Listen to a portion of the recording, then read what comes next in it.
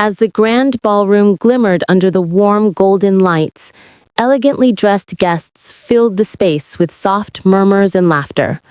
A young woman with long, pink-braided hair stepped gracefully into the room, her mint-green gown flowing like a gentle wave. Her back was bare, shimmering slightly as the lights reflected on her delicate skin. Around her, couples mingled, men in sleek suits escorting women in glamorous dresses. The atmosphere was luxurious and vibrant, the perfect setting for encounters that could change the course of the night.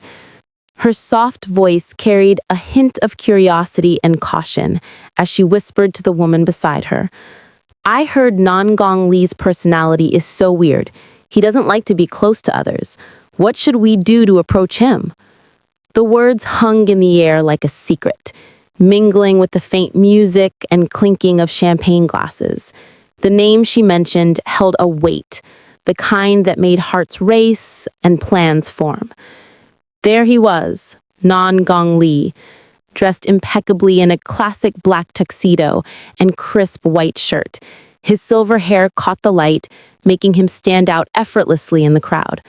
His expression was cold and unreadable, his presence commanding attention, even as he kept everyone at arm's length.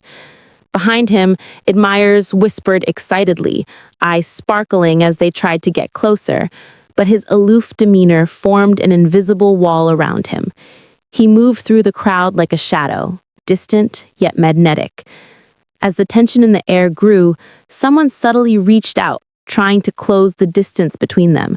The gesture was small, almost hesitant, but it spoke volumes, the desire to approach, to break through the barrier he had so carefully built. Yet Nan-Gong Li remained unmoved, as if wrapped in an invisible shield of his own solitude. The contrast between reaching hands and his composed figure painted a silent battle of distance and longing.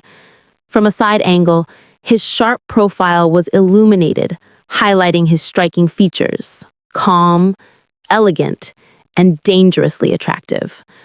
A quiet murmur rippled through the onlookers. The attraction of these two people is very similar.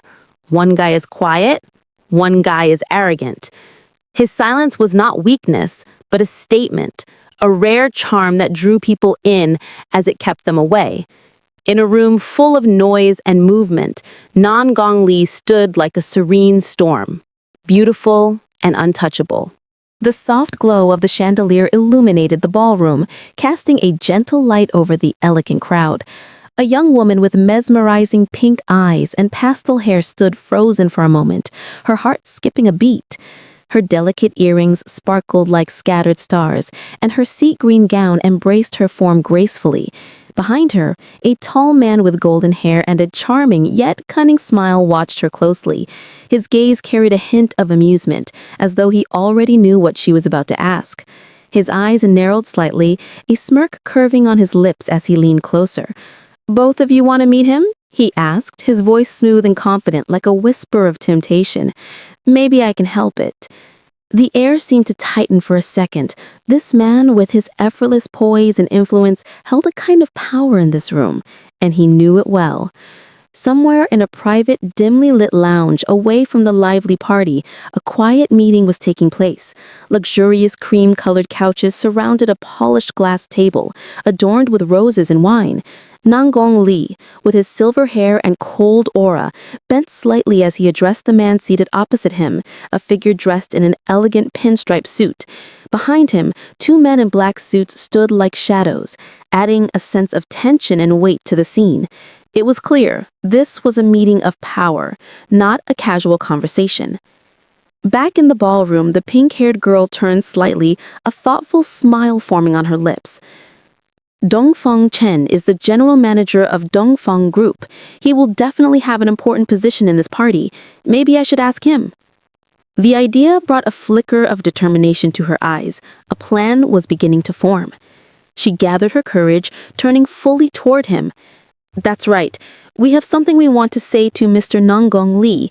Mr. Dongfeng, would it be possible for you to help us, to give us a chance to speak to him?"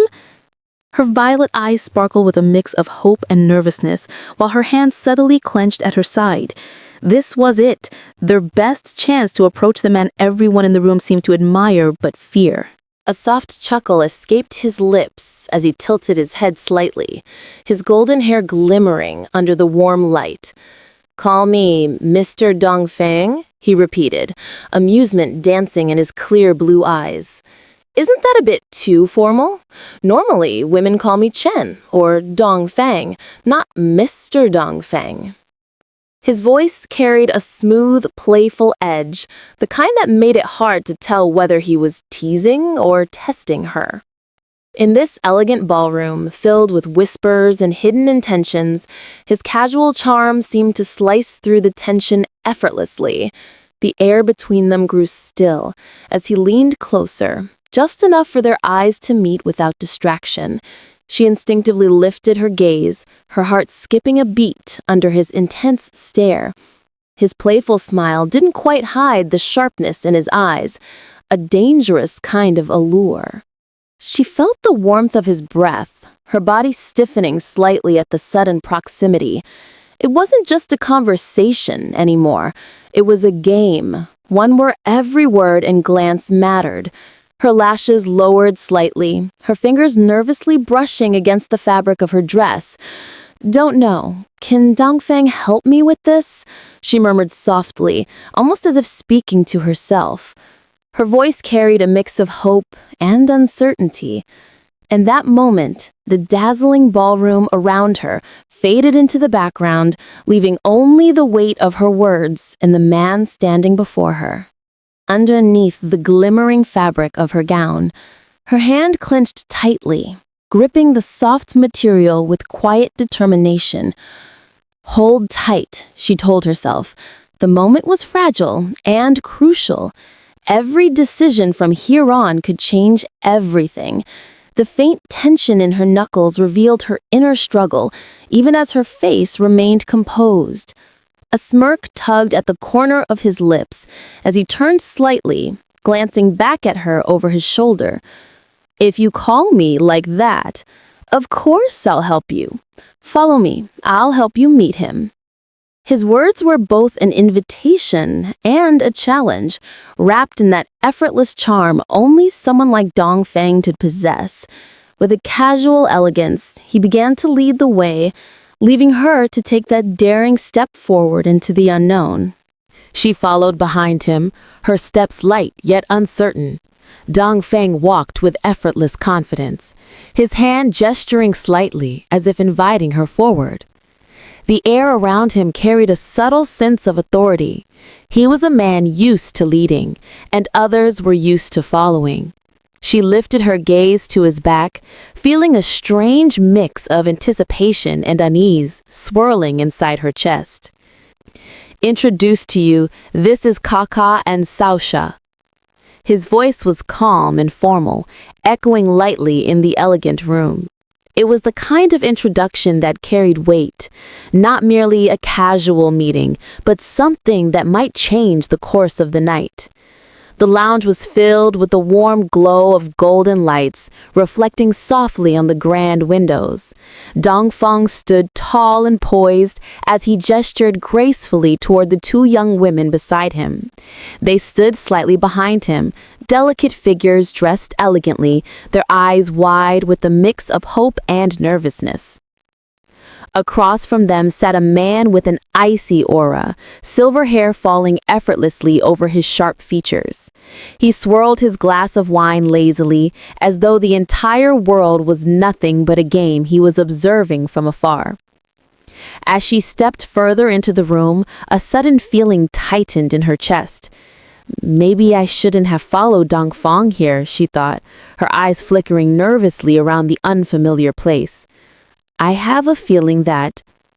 Her heart began to race. The room might have been beautiful and warm, but beneath the surface, something about it felt dangerous. She slowly lowered herself onto the soft couch, her gown flowing gracefully around her like a shimmering wave of sea foam. Her fingers rested on her lap, though the slight tremble betrayed her calm exterior.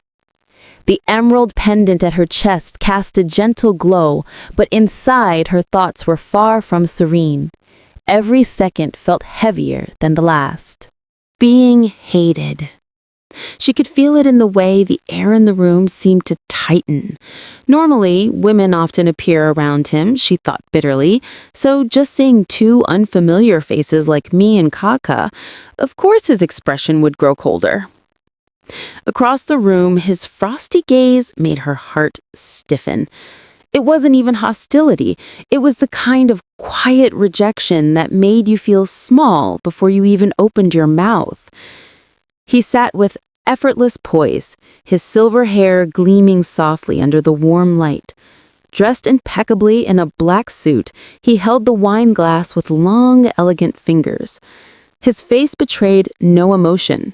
Calm, distant, cold. For a man like Nangong, silence spoke louder than words, and right now, his silence was ice. Kaka took a steadying breath and stepped forward. Extending her hand with practiced grace, she forced a gentle smile. "Hi, Mr. Nangong," she began, her voice polite and clear. "I am Kaka. I actually came here to meet you, to discuss cooperation." Yifei's office recently collaborated with film company Dongyu to produce a new film, Kaka continued. Her tone was professional, though a slight tremor slipped through her voice. Diguo Group will be one of the investors.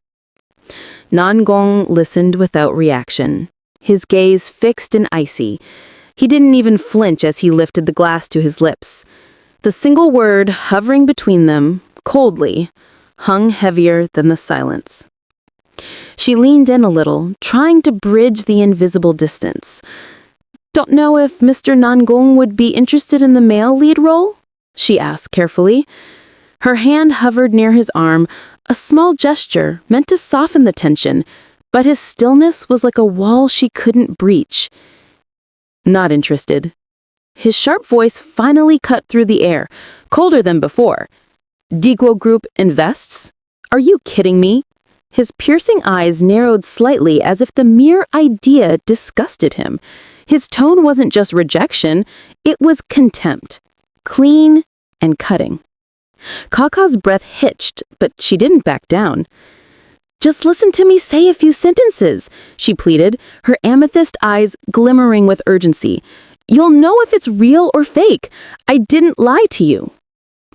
Her voice softened toward the end, almost breaking past the ice surrounding him. He lowered his gaze to the glass in his hand, the light catching against his sharp features. His thoughts flickered behind his calm mask. This Bei Ming Ye, what is he trying to play at this time? The chill in his eyes was laced with suspicion now, not just toward them, but toward the unseen game lurking behind this meeting. Inside a softly lit room, words hang in the air like the beginning of a delicate negotiation. A voice, calm yet uncertain, speaks. "Today I didn't bring the script," or "Mr. Nangong, could you arrange for us to have a clearer conversation?" The tone suggests a mix of hesitation and determination, as though the speaker wishes to resolve something important but has come unprepared. The scene sets the stage for a meeting that may not go as expected. The scene opens with the tall man dressed sharply in a pink suit, his posture confident and polite. He adjusts his glasses and looks down at the woman before him, his voice smooth and professional. "I'm Nangong's assistant," he explains, offering a small black card. "He's been quite busy for a few days now. The thing is, if you want him to act, you have to bring the script to me. I'll discuss it with him." His words are firm, but not unkind, creating a boundary between the woman's request and the reality of Nangong's busy schedule. The woman, with soft pink hair and eyes full of curiosity, sits gracefully on a plush sofa. She wears an elegant turquoise gown that glimmers under the light, adorned with a large jewel resting at her collar. Her hands rest gently on her lap as she looks up at the assistant, surprise flickering across her expression. The assistant leans forward slightly, still holding out the card, an unspoken invitation for further contact, yet also a reminder of distance. The atmosphere feels formal, tinged with a quiet tension, as though both characters are measuring each other's intentions. As the gentle light filled the room, the girl's soft pink hair shimmered faintly, framing her face like strands of silk. Her violet eyes glistened with quiet resolve as she looked up, speaking softly yet firmly. "It's so good, so we won't bother anymore," she murmured, her voice calm but tinged with an unspoken sadness. The words carried both relief and farewell, a closure to something long lingering in her heart. The camera drew closer, revealing the full warmth of her expression. A faint smile curved her lips as she clutched something precious in her hands, perhaps a letter or a keepsake. Her dress, a flowing shade of turquoise, shimmered like water beneath sunlight, adorned with a glowing gem at her chest. The delicate necklace and matching earrings glowed faintly, as if reflecting her emotions. For a moment, she looked almost ethereal, fragile yet undeniably strong. Then, with graceful determination, she began to rise. The words "stand up" seemed to echo not only around her, but within her soul. Her long gown cascaded around her like ripples of light, every movement elegant and full of purpose. Though her eyes still held the remnants of sorrow, they also gleamed with newfound courage. It was a silent promise to face what comes next, no matter how uncertain. The golden-haired man in a dark maroon tuxedo leans forward with a confident, almost mischievous smile. His tone is smooth, persuasive, as he tries to keep the atmosphere light. "Don't be in such a hurry," he says, his words flowing like honey. "Even though we've already discussed everything, we can still talk a bit. Everyone here is a friend. Let's have a few drinks and chat together."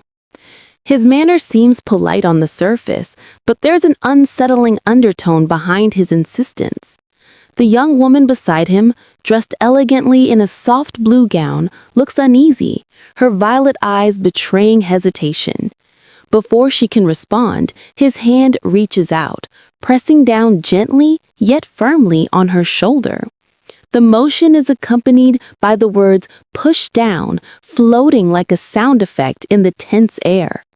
His polite demeanor remains, but his actions reveal a different intent, one that corners her under the guise of friendliness. The girl stiffens, caught off guard, her eyes widening slightly as she glances up at him. Her delicate hand rests tensely on the table, as if ready to resist, yet she's unsure how to react without causing a scene. Not far away, a man with silver hair observes the scene, his sharp blue eyes narrowing in quiet disapproval. Dressed impeccably in a black tuxedo, his presence exudes authority and control. His expression hardens. A faint glint of anger flashes in his gaze as he takes in what's happening. Without saying a word, he watches closely, the tension rising in the air around him. It's clear he won't stay silent for long. As the hall buzzed with quiet anticipation, a soft murmur escaped the man with golden hair.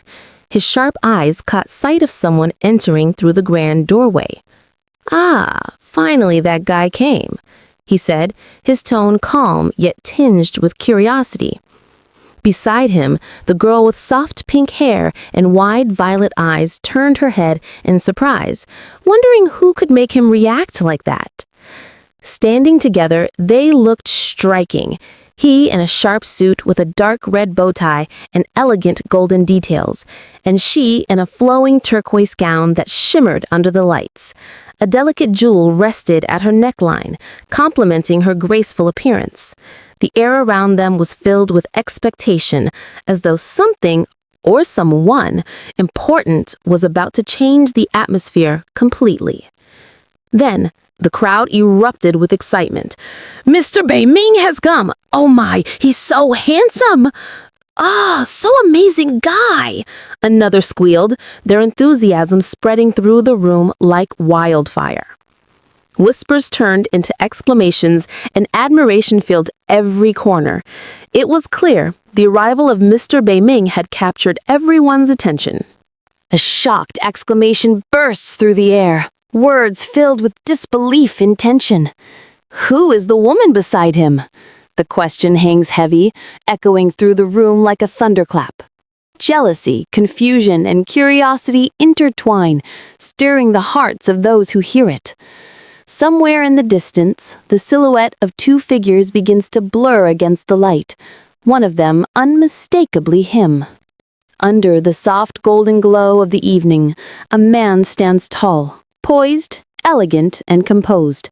His dark hair falls nicely over his sharp gaze, eyes glimmering with quiet determination. Every detail of his attire, from the crisp white shirt to the perfectly knotted tie, speaks of refinement and authority. Yet beneath that calm exterior, something deeper stirs. A thought he refuses to let surface, a name he dares not speak. The scene shifts, revealing more of his figure. His coat, trimmed with gold accents, sways lightly as he moves, every step carrying an air of confidence and mystery. The faint shimmer of light dances across the polished buttons of his vest, accentuating his regal presence. As he reaches out a hand, perhaps towards someone unseen, the golden glow around him grows warmer, hinting at a connection, a secret, or a promise yet to be unveiled. The crowd suddenly erupted in excitement, their voices overlapping in a chorus of astonishment. "It's Yu Fei Fang! World star Yu Fei Fang!" someone shouted with uncontainable enthusiasm. Everywhere, eyes turned and whispers spread like wildfire. For the narrator, it felt surreal. So many celebrities in one place. It was just a while, but I met a lot of celebrities, they thought, their heart fluttering.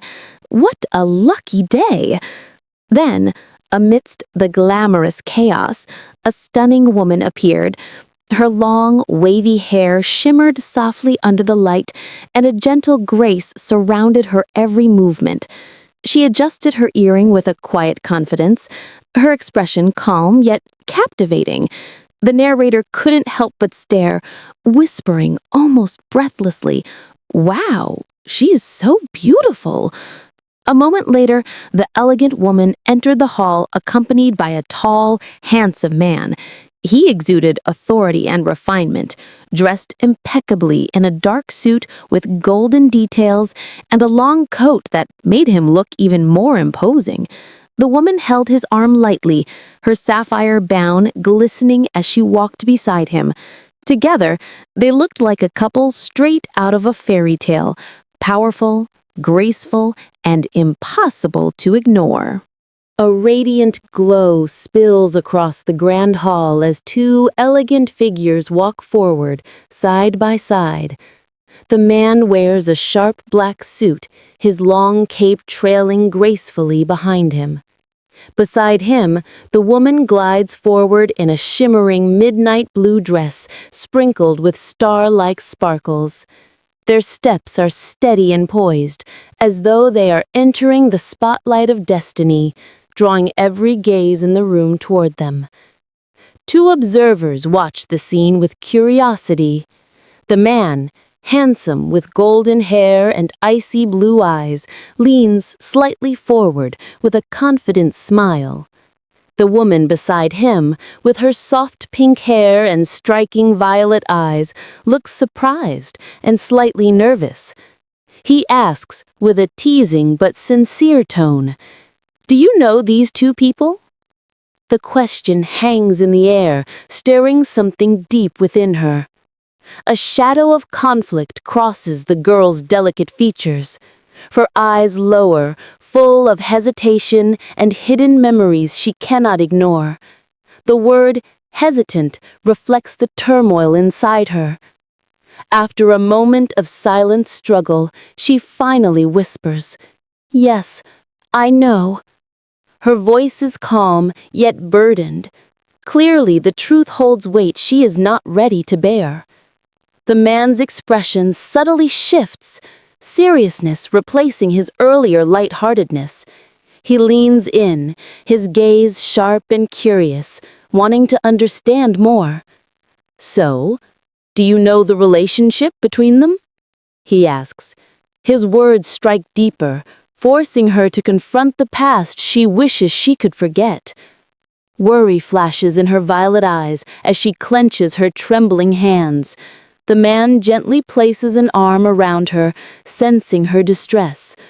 Though his voice remains composed, concern is clear in his posture. She stares ahead, unable to mask the anxiety growing inside her.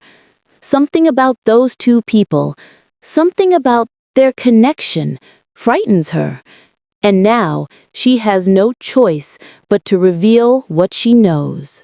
A poised man with dark violet hair and sharp eyes steps forward with a confident smirk curling at the corner of his lips. Beside him, a glamorous woman clings to his arm, smiling with pride. In a triumphant tone, he remarks how extraordinary this night has become. Li, Chen, and even Zi Qin are all gathered here. To him, it feels like fate has brought everyone he considers important into the same room, setting the stage for something unforgettable. As the imposing pair continues to approach, the view shifts to the backs of the blonde man and the pink-haired woman sitting together. Their bodies tense, shoulders lifting slightly as their attention is pulled toward the newcomers. The atmosphere grows heavier, an invisible pressure pushing down on them. The blonde man instinctively leans closer, protective but silent, bracing for what's coming. The scene draws attention to the pink-haired woman's delicate expression. Her fingers tremble while gripping the blonde man's suit, revealing how uneasy she feels. His voice comes gently from behind her, trying to reassure her. He explains that although Bei Ming may appear intimidating, even ruthless, he never harms anyone without reason. As long as she does no wrong, she has nothing to fear. His attempt to comfort her only highlights her anxiety, which refuses to fade. The blonde man leans closer, his expression soft yet alert, keeping his arm securely around her. The woman's violet eyes are filled with uneasiness, her breath slightly unsteady. She bites her lip, battle between fear and composure written across her face. Even with his comforting closeness, the presence approaching them feels suffocating, like danger wrapped in elegance. Finally, she gathers her courage and pushes back slightly, lifting her hand in a polite gesture. Despite the lingering fear in her eyes, her voice remains calm as she addresses the blonde man.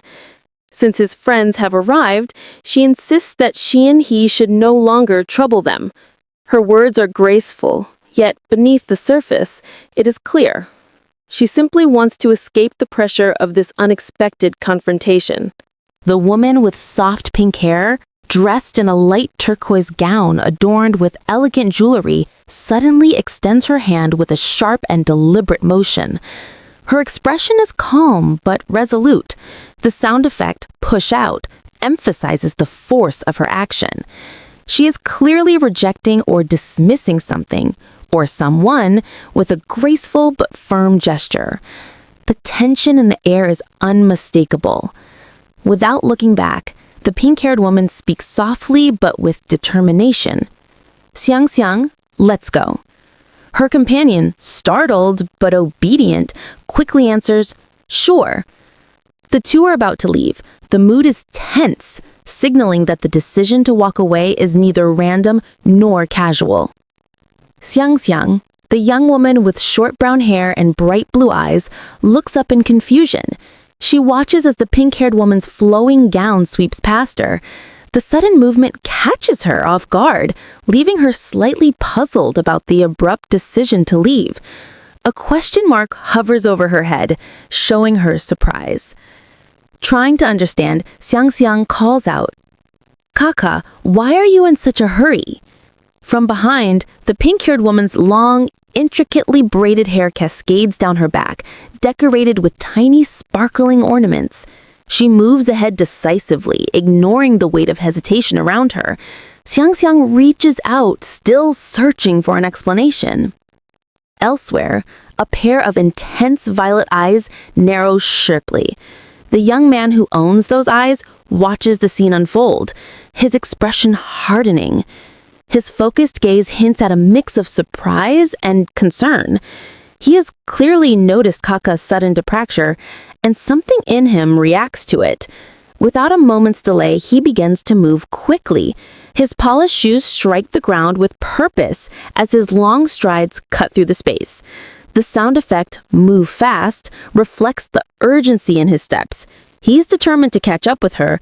Whatever has happened, it's enough to make him act immediately.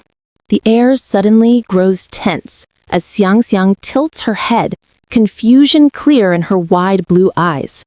Her expression carries a hint of curiosity mixed with uncertainty, as if she's sensing something is off but can't quite place it. Beside her, Kaka turns her face slightly, sweat glistening near her temple. Her breath quickens, her violet eyes flickering nervously. It's as though a storm is quietly brewing inside her, a secret she can't bring herself to speak out loud. Just as Kaka moves forward, her delicate turquoise heels halt abruptly. The word "stop" cuts through the still air. In front of her, a pair of polished black shoes blocks her path. It's a silent yet powerful confrontation, one step away from colliding, yet the distance between them feels charged with emotion. The stillness carries weight, hinting at something unresolved between the two. She lowers her gaze, her shoulders tensing under the pressure of the moment. Her beautiful face, framed by soft pink hair, is shadowed by anxiety and sorrow. The sparkle in her violet eyes seems dimmed, replaced by unease. She bites her lips slightly, holding back whatever storm is inside. The air around her grows heavy, the world narrowing down to the space between her and the figure before her. Then his voice cuts through the silence like a blade. "Why are you here?" he demands. Standing tall in his sharp suit and dark overcoat, the man's face is etched with confusion and anger, or perhaps a mix of both. His piercing eyes are fixed on her, searching for answers she hasn't yet spoken. The background is streaked with dramatic lines, amplifying the sudden intensity of the moment. She stands before him, her head lowered, her long pink braid falling like a silken waterfall against his chest. But delicate blue ornaments in her hair shimmer faintly under the light. Their closeness is undeniable, though neither of them seems ready to acknowledge what it means. She doesn't look up. He doesn't look away. It's as if the world around them has paused, holding its breath to witness the collision of their emotions. The grand hall shimmered under the golden light filtering through tall windows. The man, cloaked in a dark suit, turned toward the young woman standing before him. Her pastel pink hair gleamed softly, cascading down her shoulder in a loose braid. Dressed in a flowing aqua gown that sparkled faintly under the light, she looked at him with wide, uncertain eyes, caught somewhere between awe and nervousness. His back straightened, every motion composed, while she seemed almost hesitant, clutching the edge of her dress as if bracing herself for the words she needed to say. The scene froze in a delicate balance, the gentle swirl of her long dress brushing against his coat as they stood close yet worlds apart. His stance was firm, collected, while her hands trembled slightly by her side. The faint light danced around them, warm yet distant, mirroring the space that neither seemed ready to cross. Her emerald pendant glimmered faintly against her chest, a symbol of unspoken intentions, of courage still gathering itself. Finally, she broke the silence, her voice soft but filled with a determined undertone. "I heard that Mr. Nangong is also attending the party tonight," she began, eyes flickering with cautious hope. "So I want to find him to discuss some stuff." Her tone carried both purpose and uncertainty, the kind that came from someone trying to prove their composure while hiding the storm inside. Her fingers intertwined nervously as she clutched the jewel at her collar, her gaze dropping slightly. "Hope he understands what I want to negotiate," she thought, whispering the words in her mind. Her heart beat faster, not only from the business matter she hinted at, but from the man standing before her, someone whose presence alone made her chest tighten in both fear and fascination. But before she could say more, he turned away, swiftly, coldly. The movement cut through the warmth of the moment like ice. His face was unreadable, but his eyes held no trace of softness. The word coldly seemed to echo in the air, matching the chill in his demeanor. She stood behind him, her expression faltering as the hope in her eyes dimmed. Whatever courage she had gathered began to waver under the sharp sting of his indifference. His voice broke through the silence with a faint trace of sarcasm, the corner of his mouth curving just slightly. "It turns out you're a fan of Lee. So surprising." The tone was light, but there was something sharp hidden beneath it, a teasing jab that felt too deliberate to be casual. His dark suit gleamed softly in the evening light, the golden embroidery catching the glow as he slipped one hand into his pocket, studying her reaction. Before she could answer, he reached out. The moment their fingers brushed, time seemed to slow. Her hand, delicate and trembling, was caught gently in his. The faint warmth of his skin sent a shock through her, as though the air itself had turned electric. The world around them blurred. Only the faint glimmer of the chandeliers and the sound of their breathing remained. Signal. The unspoken word lingered in her chest, hinting at something deeper, something neither dared to name. Her heart leapt violently in her chest. Thump, thump. She pressed her hand against her chest, feeling the wild rhythm she couldn't control. "This guy," she thought, unable to finish the sentence, her cheeks burning with a mixture of embarrassment and confusion. Across from her, he smirked, calm, confident, and clearly aware of the effect he had on her. The playful curve of his lips carried a quiet challenge, as though he were daring her to look away first. Later that evening, he sat on the sofa among the city's most polished elites, his dark overcoat draped casually across his shoulders. A glass of champagne sparkled faintly in the companion's hand. "I just thought," he began, his voice smooth and steady, "that Muji's young master wouldn't bother showing up at this kind of party." His tone carried that familiar mix of mockery and poise, the kind of remark that could sound polite to some, but cutting to others. The conversation around him quieted just slightly, as though people had learned to listen carefully when he spoke. He leaned back, arms crossed loosely, the faintest smile playing on his lips. Every motion was precise, deliberate, the embodiment of self-control. The man beside him chuckled softly, lifting his glass, but there was an underlying tension in the air, one that hinted that beneath the civility of this elegant gathering, a silent rivalry was already taking shape. The man's lips curved into a faint, knowing smile, the kind that didn't quite reach his eyes. His voice carried quiet confidence, tinged with the faintest hint of provocation. "If you have joined, then there is no reason I cannot join." The words hung in the air, deliberate and smooth, as though every syllable had been measured. The glint in his eyes suggested more than simple conversation. It was a challenge disguised as charm, and everyone around could sense it. Across from him, another man, sharp in a dark striped suit, raised his glass of champagne, his demeanor calm but his tone edged with subtle mockery. "Moreover, Mr. Beiming seems very busy, doesn't have many opportunities to meet." His eyes narrowed slightly as he spoke, his gaze sliding over his companion. It was a polite remark on the surface, but beneath it ran a current of rivalry, quiet, poised, and dangerous. He leaned back into the plush sofa, one leg crossed neatly over the other, his hand resting with practiced elegance on the armrest. The faint reflection of the chandelier shimmered across his glass as he swirled it thoughtfully. His movement spoke of control, a man who always knew how to turn conversation into a game and how to win it without lifting a finger. Not far away, the mood softened. A golden-haired man with a charming smile turned to the young woman in a mint-colored gown, his voice gentle. "Come here, take some rose tea." She blinked in surprise, then smiled politely, accepting the delicate porcelain cup from his hand. "Thanks," she said, her voice light, though her eyes flickered briefly toward the others in the room, wary, unsure where she truly fit in this gathering of powerful men and hidden motives. As he handed her the tea, his tone turned curious, almost teasing, but careful enough to stay courteous.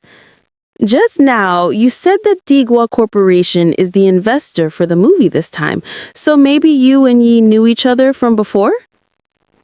She froze for half a second, the cup trembling faintly in her hand.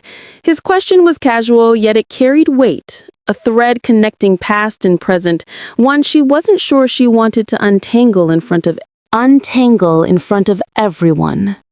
The faint sound of porcelain clinking echoed as she tried to compose herself, her eyes avoiding his. Across the lavishly decorated room, their eyes met, face to face for the first time that evening. The air seemed to tighten between them. She sat frozen, clutching her glass, her cheeks tinged pink under the warm chandelier light.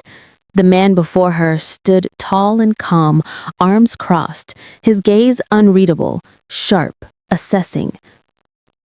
No, not sure. Maybe not so familiar?" She stammered, her words tumbling awkwardly as she tried to look anywhere but at him. The bouquet of roses between them did little to hide the uneasy flutter in her chest, or the tension sparking like static in the silence that followed. The elegant woman beside the man turned slightly, her curiosity piqued. Her tone carried polite surprise, but her eyes glimmered with something sharper. "Digwo Group invested in the movie? Don't you know this?" The question hung like a poised arrow. The man didn't flinch. Instead, his lips curved ever so slightly, his gaze steady, composed. Beneath that calm exterior, though, there was a flicker of interest or perhaps amusement, not at her, but at the girl sitting across the table. "So, Lee," the woman continued, tilting her head, her expression now edged with intrigue, "they want to invite you to be the male lead?" Her voice was smooth, yet there was a challenge hidden beneath it. A mix of disbelief and curiosity. Everyone's attention shifted toward him. The room seemed to quiet, waiting for his reply. Sitting beside the pink-haired girl, a silver-haired man raised his glass slowly, the liquid within catching the golden glow of the lights. He spoke in a low, calm tone that betrayed no emotion. "Maybe so." His words were simple, yet they carried a weight that silenced the murmurs around them. The girl glanced at him from the corner of her eye, uncertainty flickering in her gaze.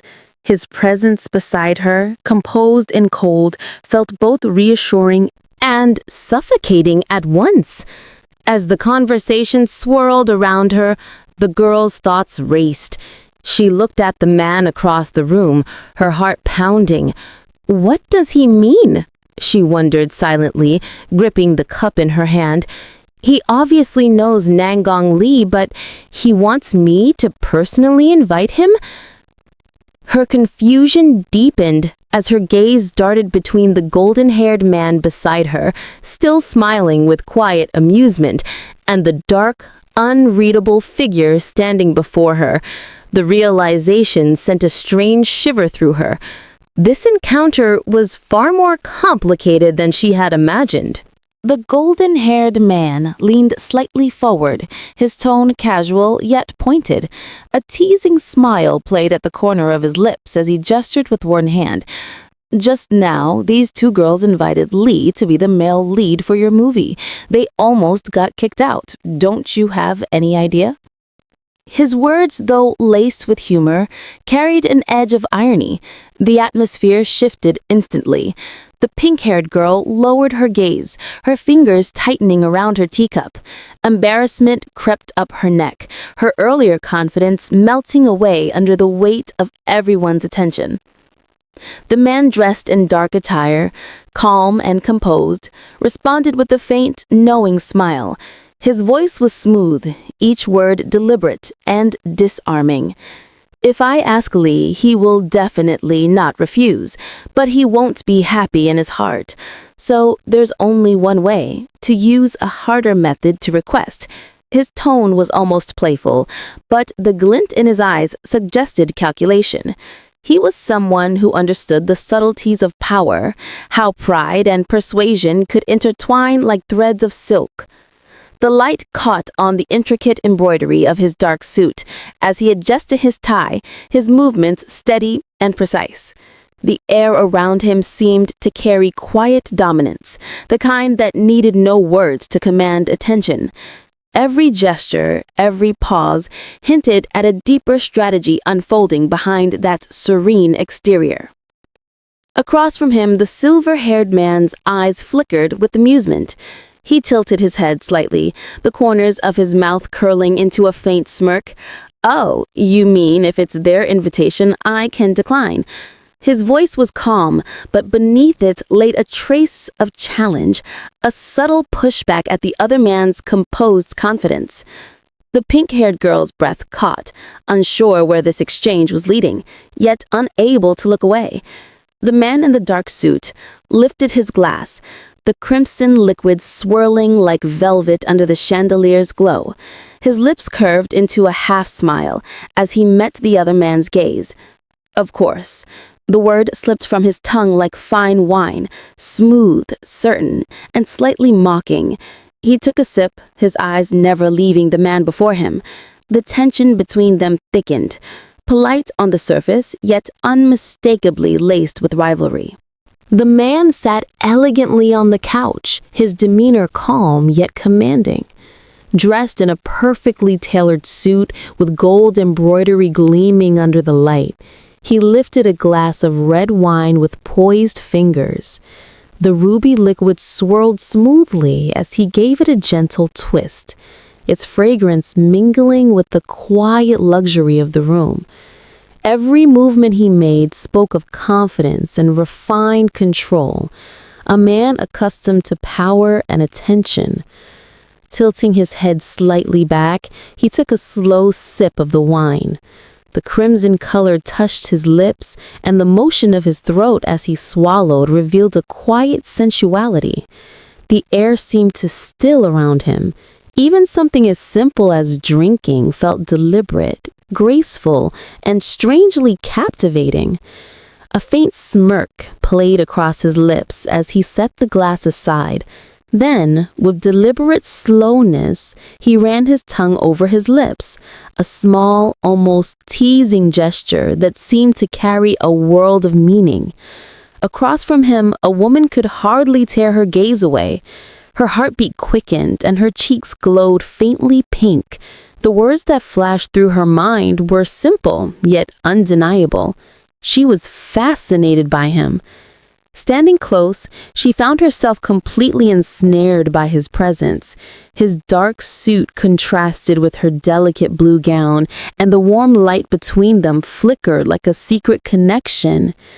His hand rested thoughtfully at his chin, his eyes sharp yet unreadable, while she clutched her necklace, trying to steady the flutter in her chest. Everything about him, his posture, his voice, his gaze, exuded effortless allure. Her thoughts tumbled uncontrollably as she stared at him, her face flushing deeper with every second. The charm he carried was not of this world, too dangerous, too mesmerizing. Finally, her mind whispered what her lips could not speak. What a demon! The silver-haired man sits calmly on a luxurious sofa, a glass of red wine resting lightly in his hand. His expression, though composed, carries a trace of fatigue. He admits quietly, "Recently, I seem a bit tired. I want to rest." Standing beside him is a man in a pink suit, his demeanor respectful and attentive. With a gentle nod, he replies, "I got it," understanding the unspoken weight behind the other's words. The air between them feels formal yet familiar, an exchange between a master and his trusted aide. The conversation continues smoothly as the man in the black suit crosses his legs with effortless grace. He raises the glass of wine to his lips before speaking again, his tone calm and decisive. So, the appointment scheduled to see the scenario with Ying Ka is considered to be cancelled. His words are final, a quiet command that needs no further clarification. The aide remains poised, acknowledging the order without hesitation, the flicker of candlelight reflecting off his glasses. Across from them, a young woman with soft pink hair and sparkling violet eyes listens attentively. Her turquoise gown glimmers under the golden light, the gemstone at her neck catching every movement. With a gentle smile, she replies, "It's okay. We can wait for Mr. Nangang to rest, then we can discuss later." Her voice carries patience and understanding, her expression sincere. Despite the formal setting, her tone adds a touch of warmth to the otherwise cold and elegant atmosphere. The grand hall glows under the soft golden light of chandeliers. Elegant guests mingle across the room, their silhouettes blurred by the shimmering reflections. The murmur of conversation fills the space, blending with the gentle clinking of glasses. It's a lavish gathering, yet amidst the glamour, a subtle tension lingers, like the calm before a storm. In a quieter corner, two young women lean close to each other. The one in a dark red dress whispers nervously, her voice barely audible. "What should we do now? It's stressful sitting next to them, or should we go first?" Her companion, the pink-haired lady in the turquoise gown, nods softly, her calmness contrasting with her friend's anxiety. She simply answers, "Yes." Her brief response carries quiet authority, leaving no room for doubt. Together, they turn their gaze toward the glittering crowd, the evening still unfolding before them. The two women stand close together, their elegant gowns brushing lightly as they prepare to leave. The soft lighting reflects off the silk fabric, one dressed in a deep red dress that hugs her silhouette, the other in a flowing turquoise gown that glimmers like moonlight. The quiet tension between them says more than words. They are about to make a decision that will shift the night's course. As they step toward the grand revolving door, the hall behind them glows with the last golden light of evening. Their figures, graceful and composed, move through a sea of blurred silhouettes. The crowd continues to chatter, unaware of the silent determination in the two women's eyes. Side by side, they walk out of the opulent ballroom, leaving the noise and intrigue behind, stepping into the fading sunset that waits beyond the glass doors. Outside, under the cool air of twilight, the pink-haired woman's calm mask finally cracks. Her thoughts race as she gazes into the distance. "He ruined the mission tonight by himself, so don't blame us. Now I'll send the message for him, saying I'll go first." Her expression is serious yet composed, a quiet storm of disappointment and resolve. For her, duty and pride walk hand in hand, and tonight, both have been tested.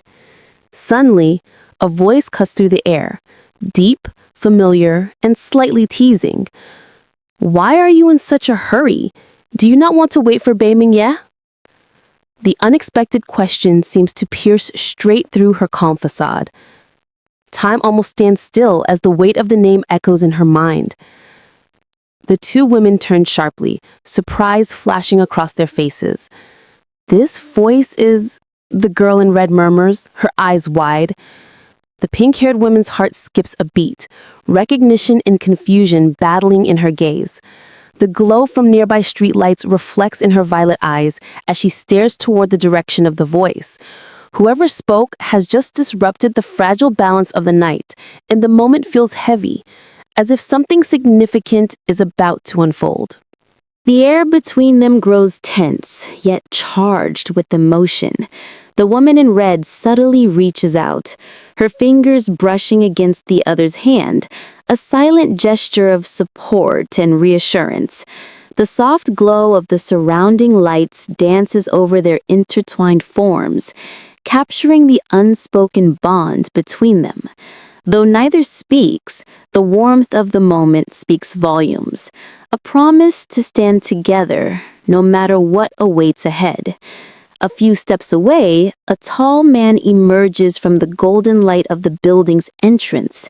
His figure is sharp against the glow, clad in a dark, perfectly tailored suit that enhances his commanding presence. His silver-gray hair catches the faint light, and his calm yet piercing eyes fix on the two women ahead. There's an unreadable expression on his face, a mixture of intrigue and something deeper, hidden beneath his composed demeanor. He begins to move forward, walking slowly. Each step echoes faintly against the marble floor, deliberate and steady. The atmosphere seems to shift with his approach, the golden lights bending toward his presence. His every movement exudes quiet authority, as if time itself has chosen to slow down to accommodate his arrival. When he finally stands before her, he pauses. The woman in turquoise lifts her gaze, surprise flickering across her violet eyes. The man's expression softens slightly as he reaches out a hand, brushing a strand of her pink hair aside. He murmurs under his breath, his tone low, thoughtful. His gesture is gentle, almost hesitant, as though he's touching something fragile, a memory, perhaps, rather than just her hair. Startled, the woman instinctively turns her head, turning just enough for the light to catch the shimmer in her eyes. The movement is graceful yet tense, betraying the swirl of emotion she's trying to suppress. Her breath hitches, her heart caught between recognition and confusion. The night seems to hold its breath with her, as if the world itself waits to see what will happen next. Under the soft evening lights, Xiang tilts her head slightly, her violet eyes shimmering with both apology and grace. "We are sorry that we couldn't invite Mr. Nangong," she says sincerely, her voice calm yet distant. "So we're done. Could you bother to tell them that we'll meet again if we have a chance later?" Her words are polite, restrained, the kind of formality that hides a quiet sense of defeat. The faint breeze rustles her hair, carrying away the last note of her soft tone. The man before her lets out a faint, mocking smile. His gaze sharpens, filled with a cold amusement. "You really think there will be a chance later?" His voice is low and cutting, the kind that slips beneath the surface, elegant but cruel. The smirk at the corner of his lips deepens, and for a moment, the air between them turns heavy, almost suffocating. Before Xiang can respond, a voice calls out urgently from behind her.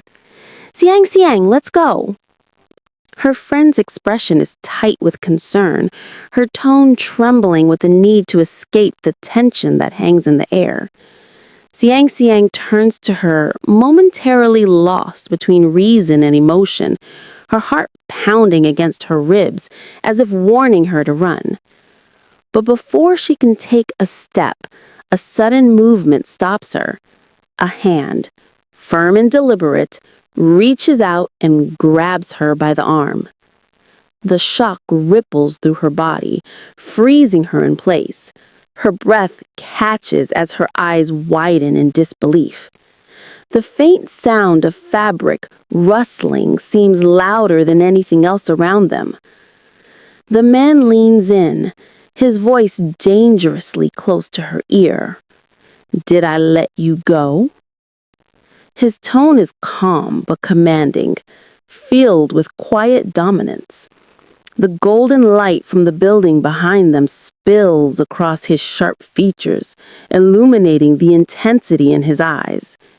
Xiang stands frozen, her pulse racing, caught between fear and something she cannot name.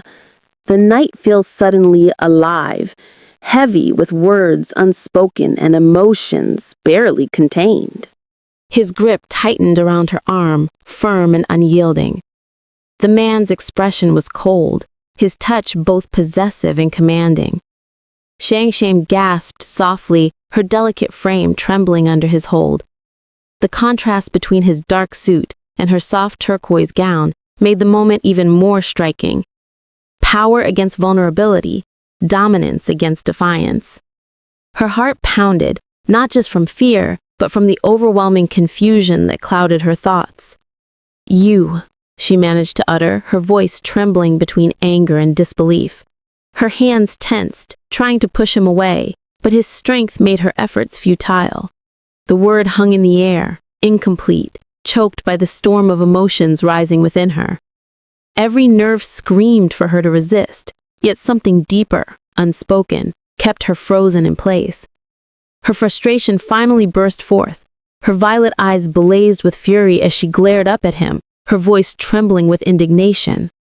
"He thinks that just because he has money he can treat women like a joke?" Her words sliced through the air, sharp and filled with raw emotion. The humiliation, the anger, and the sense of injustice in her chest spilled out at once. She could no longer remain silent. "Let me go!" she shouted, struggling against his grasp. Her voice echoed across the quiet evening, filled with desperation and determination. Her body twisted as she tried to free herself, but his hand only tightened, his expression unreadable. The delicate fabric of her gown shimmered in the light, catching the tension of the moment, beauty trapped within control. Before things could escalate further, her friend stepped forward, anger blazing in her blue eyes. "What are you doing? You are not the owner of tonight's party. You have no right to decide who stays or leaves," she declared, her voice strong and unwavering. Her defiance broke the tension like a whip, turning heads and drawing silent stares. In that instant, she became Shang's shield, fearless and unyielding. The woman in red positioned herself between them, her arms subtly wrapping around Shang's waist, pulling her back to safety. The motion was graceful but full of resolve, a clear act of protection. Her body language said it all. "You'll have to get through me first." Behind her, Shang stood still, eyes wide with a mixture of relief and disbelief, as the night's air filled with the echo of unspoken threats and the shimmer of wounded pride. The man's calm yet confident voice broke the tense silence between them. "I can help you convince Li to join your movie," he said, his tone low and persuasive. His eyes, cool and calculating, held a promise, or perhaps a trap. The dim lights around them reflected off his neatly tailored suit, giving him an air of authority that was both alluring and dangerous. The two women stood before him, their gazes locked onto the man's towering figure. Xiangshang's heart beat rapidly as she stared up at him, the evening light glinting off the intricate braid cascading down her back.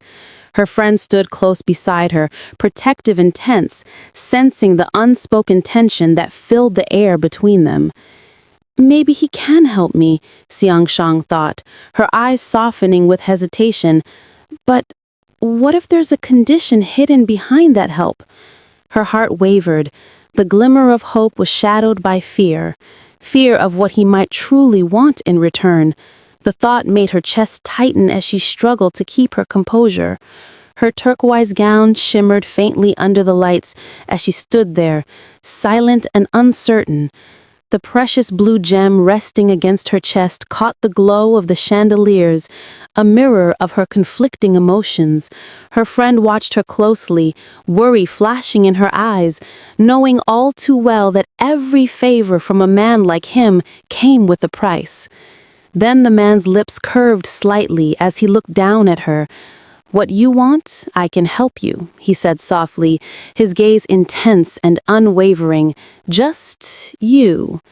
His words hung heavy in the air, intimate yet threatening, as if he was making a deal with her soul. His next words struck like thunder. Leaving Bei Mingye. Her heart stopped. The condition was revealed at last. The chill in his voice cut through her, colder than the night air. It wasn't an offer of help. It was a demand, a command dressed as generosity. Xiangshang's eyes widened in shock, her breath catching in her throat. The world around her seemed to blur as her mind struggled to process what she had just heard. Her violet eyes sparkled with disbelief and confusion, framed by trembling lashes. Leave Bei Mingyen. The name echoed in her mind like a curse, leaving her paralyzed between fear, anger, and heartbreak. Under the golden glow of the city lights, a tall man in a pinstripe suit stands facing two young women. His presence is stern and commanding, his back straight as he speaks with authority.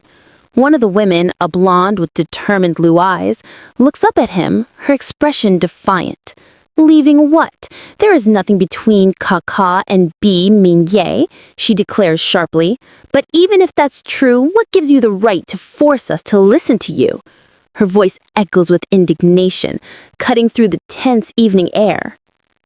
The scene shifts closer, revealing the two women standing side by side. The blonde woman, still visibly angry, is dressed in an elegant deep red gown tied with a slim belt, while the other, a gentle-looking girl with pink hair, wears a light aqua dress adorned with lace and jewels. The soft glow from nearby streetlights reflects on their dresses, contrasting the tension between them and the man before them.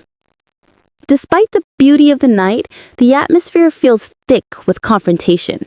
The man's expression hardens, his tone laced with arrogance as he narrows his eyes. You will not have good results if you follow him, he warns coldly. Say it. How much do you want? Everyone has a price, and I will meet yours. His sharp gaze glints with pride and control, as though money alone could solve what he doesn't understand. The air grows heavy with his audacity, but his confidence only deepens the divide between him and the women before him. The pink-haired woman finally steps forward, her face calm, but her eyes resolute. My relationship with Bi Mingye is not related to you, she says clearly, every word carrying quiet strength. If you have an opinion, find him directly. Xiangshang, let's go. She turns away, taking her friend's hand. Her lavender eyes catch the light, full of determination and a touch of sorrow as she chooses to walk away rather than continue the futile argument. As the two women walk hand in hand beneath the trees, their gowns trailing gracefully behind them, the man's voice rings out again, sharp and commanding. I said you are not allowed to go. You will not be able to run away.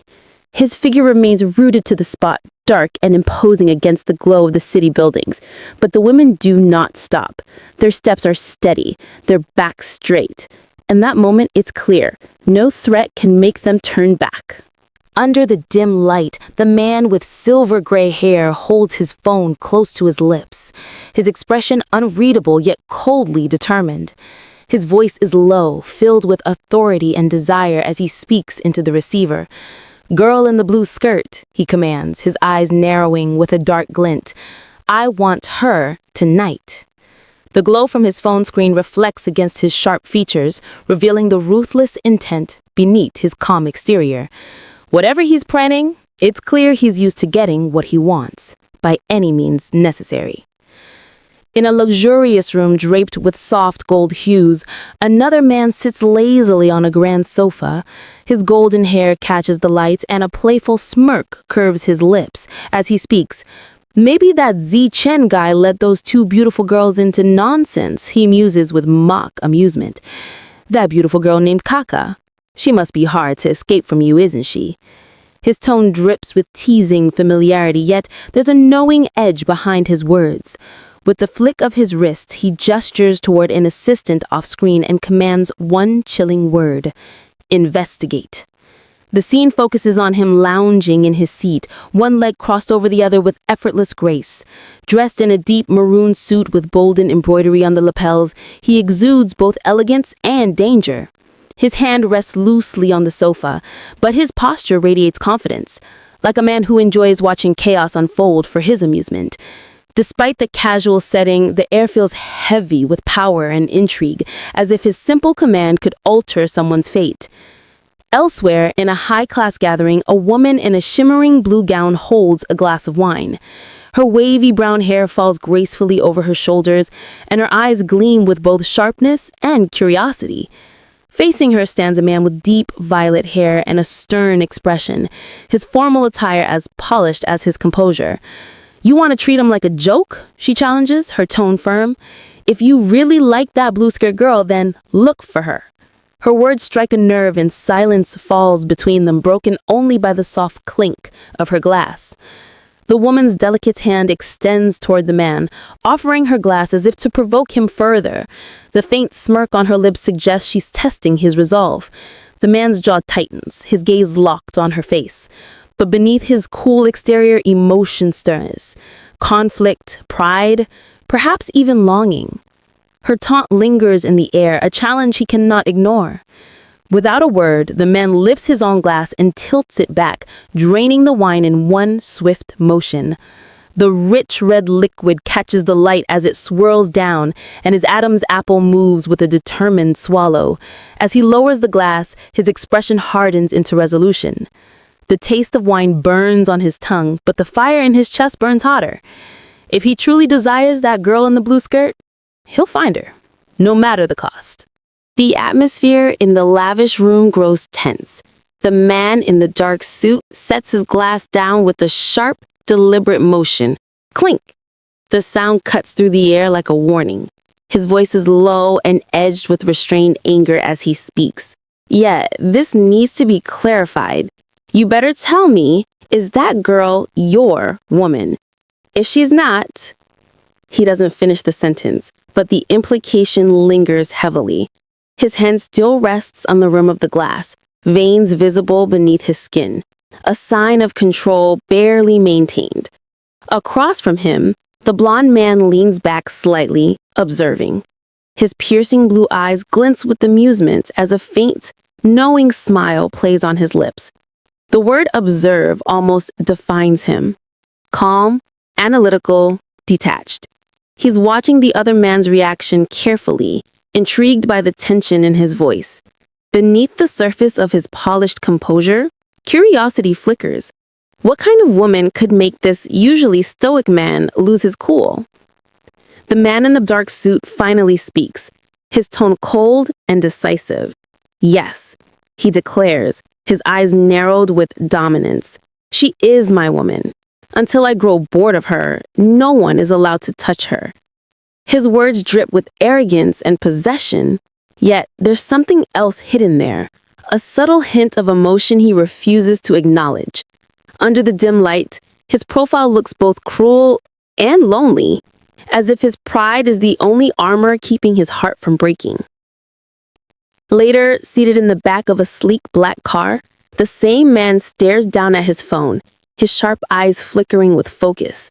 The city lights blur outside the tinted windows as he reads a message.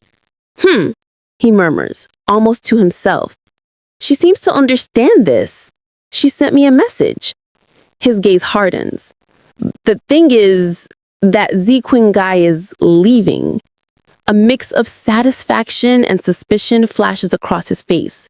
The game is moving again, and he's ready to make his next move. The night is alive with neon lights and the buzz of people.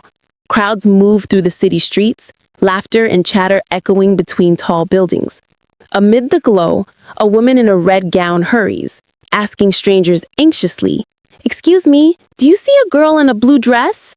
A passerby shakes her head. "No." From across the street, a familiar voice cuts through the noise. "Wait." His commanding tone makes her freeze. His eyes scan the crowd. He's found her trail. Without hesitation, he opens the car door, the metallic sound slicing through the night. The heel of his polished shoe meets the pavement with a determined thud. Step down. His movements are calm but purposeful, like a predator closing in on his prey. The city's lights reflect in his eyes and a faint smirk curls his lips. The chase has begun, and this time he won't let her slip away. The car door swings shut with a sharp thud. The sound echoes in the night air as Beiming steps away from the vehicle. His expression is unreadable, but the tension in his movement speaks volumes. With a swift motion, he straightens his coat, the cold determination in his eyes hardening.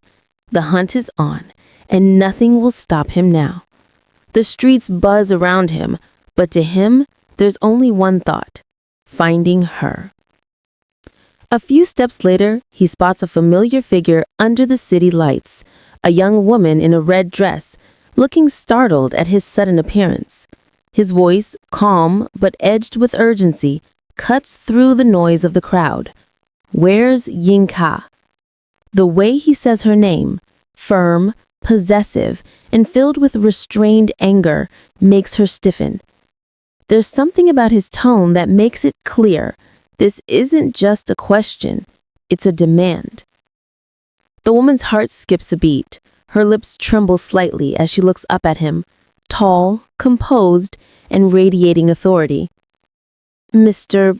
Beiming, she stammers, barely believing he's here, standing so close. She hadn't expected to see him like this, cold, powerful, and clearly furious. The glow of the streetlights glints off his dark suit, and for a moment, the air between them feels heavy, charged with both fear and something unspoken. Finally, the woman speaks, her voice soft and filled with worry. Just now I went to the toilet. Kaka was standing at the door waiting for me, but when I went out, I didn't see her. Her wide blue eyes shimmer with anxiety. She clutches her hands together, guilt washing over her face. I thought she'd gone ahead, but now... Her words trail off as dread begins to creep in. Something is very wrong. Beiming narrows his eyes, his mind already piecing together the situation. His voice is low, but every word carries weight. Before leaving the party, whom did both of you meet, and what did they say? His tone is calm, but his gaze burns with intensity. He's searching her face for the smallest hint of deceit, the tiniest clue. Around them, the city hums on, oblivious to the quiet storm building in his chest. The girl suddenly recalls something, her brows knitting together as a spark of realization lights up her blue eyes. That's right, she exclaims, her voice trembling slightly. The man named Muzi Chin, he said something to her. He wanted Kaka to leave Mr. Beiming. Her words hang in the air, laced with worry and confusion. As she speaks, she tries to remember every detail, every word of that brief, tense encounter. The more she thinks about it, the colder the fear creeping up her spine becomes. Before she can continue, Beiming turns abruptly. The movement is sharp, decisive, the swirl of his long coat cutting through the still air. The girl gasps softly, her eyes widening as she watches him stride away without a word. The city lights glint off his shoulders, his back straight and unyielding. His silence says more than words ever could. He's already made up his mind. Whatever the truth is, he intends to uncover it, personally. Left standing under the pale streetlight, the girl's eyes soften with concern as she watches his retreating figure. She presses a hand against her chest, feeling the uneasy rhythm of her heartbeat.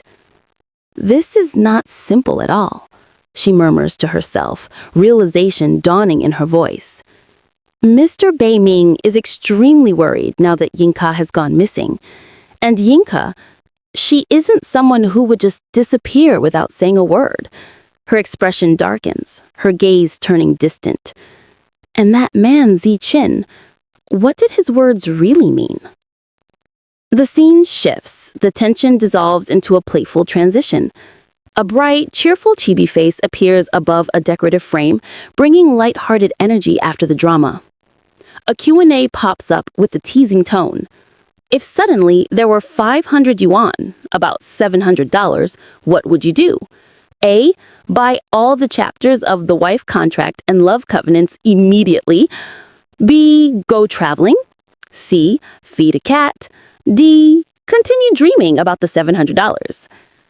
It's a light moment, a charming pause before the story continues, inviting the reader to smile. Inside the ornate purple frame, a soft illustration appears, the tension between a man and a woman palpable in their close proximity. He grips the collar of his shirt, leaning forward, his eyes dark with intensity. She looks up at him, wide-eyed, and caught between fear and something else, something tender. The colors blur into shades of violet and rose, the atmosphere charged with emotion. It's a reminder of what lies at the heart of this story: passion, pride, and the dangerous line between love and power. The city shimmered under the warm glow of street lights as dusk gave way to night. Cars rushed by, leaving streaks of neon and light that sliced through the quiet air. A city alive with motion. The sudden blur of color painted the streets in hues of pink and gold, as if time itself was racing forward. Amidst this rush, something urgent was unfolding. Inside a sleek, dark car gliding through the city, a man sat in the back seat. His sharp eyes reflected the lights flashing outside, but his face remained calm and unreadable. He pressed his phone to his ear, listening intently, only to hear a mechanical voice say, "The number you just called cannot be reached." His expression hardened. The silence that followed carried the weight of unease, his thoughts already racing faster than the car he sat in. Elsewhere, a phone screen lit up in the darkness. The name Ying Ka flashed across the display. Calling. A pair of trembling hands gripped the device tightly as the words "hold tight" echoed in the air. A warning, a plea, or perhaps a promise. The tension was rising, and every second of ringing felt like an eternity. Determination replaced calm as the man gave a sharp command. His violet eyes glinted with urgency, cutting through the dim interior of the car. "Go to Zichen's mansion," he ordered. The driver needed no further explanation. The situation was serious. The car accelerated, its headlights slicing through the night, the cityscape rushing by in streaks of color. The night sky stretched endlessly above, vast and silent, dotted with faint stars that shimmered like distant hopes. In that quiet expanse, the urgency of moments before seemed to dissolve, a brief, haunting calm before whatever fate was about to unfold.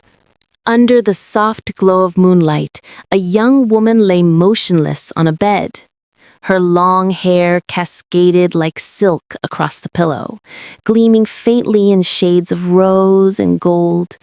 Her face was pale, her lips barely parted, as though she were trapped in a fragile dream. The jewel around her neck shimmered, a deep, haunting blue, pulsing faintly with light, as if echoing the rhythm of her slowing heartbeat. A whisper stirred the silence. "Who?" The voice was faint, uncertain, a mere thought flickering in the void between consciousness and darkness. Her lashes trembled, but her body refused to move. It was as if her soul was struggling to rise from the depths of a heavy sleep. Somewhere nearby, unfamiliar voices broke through the haze.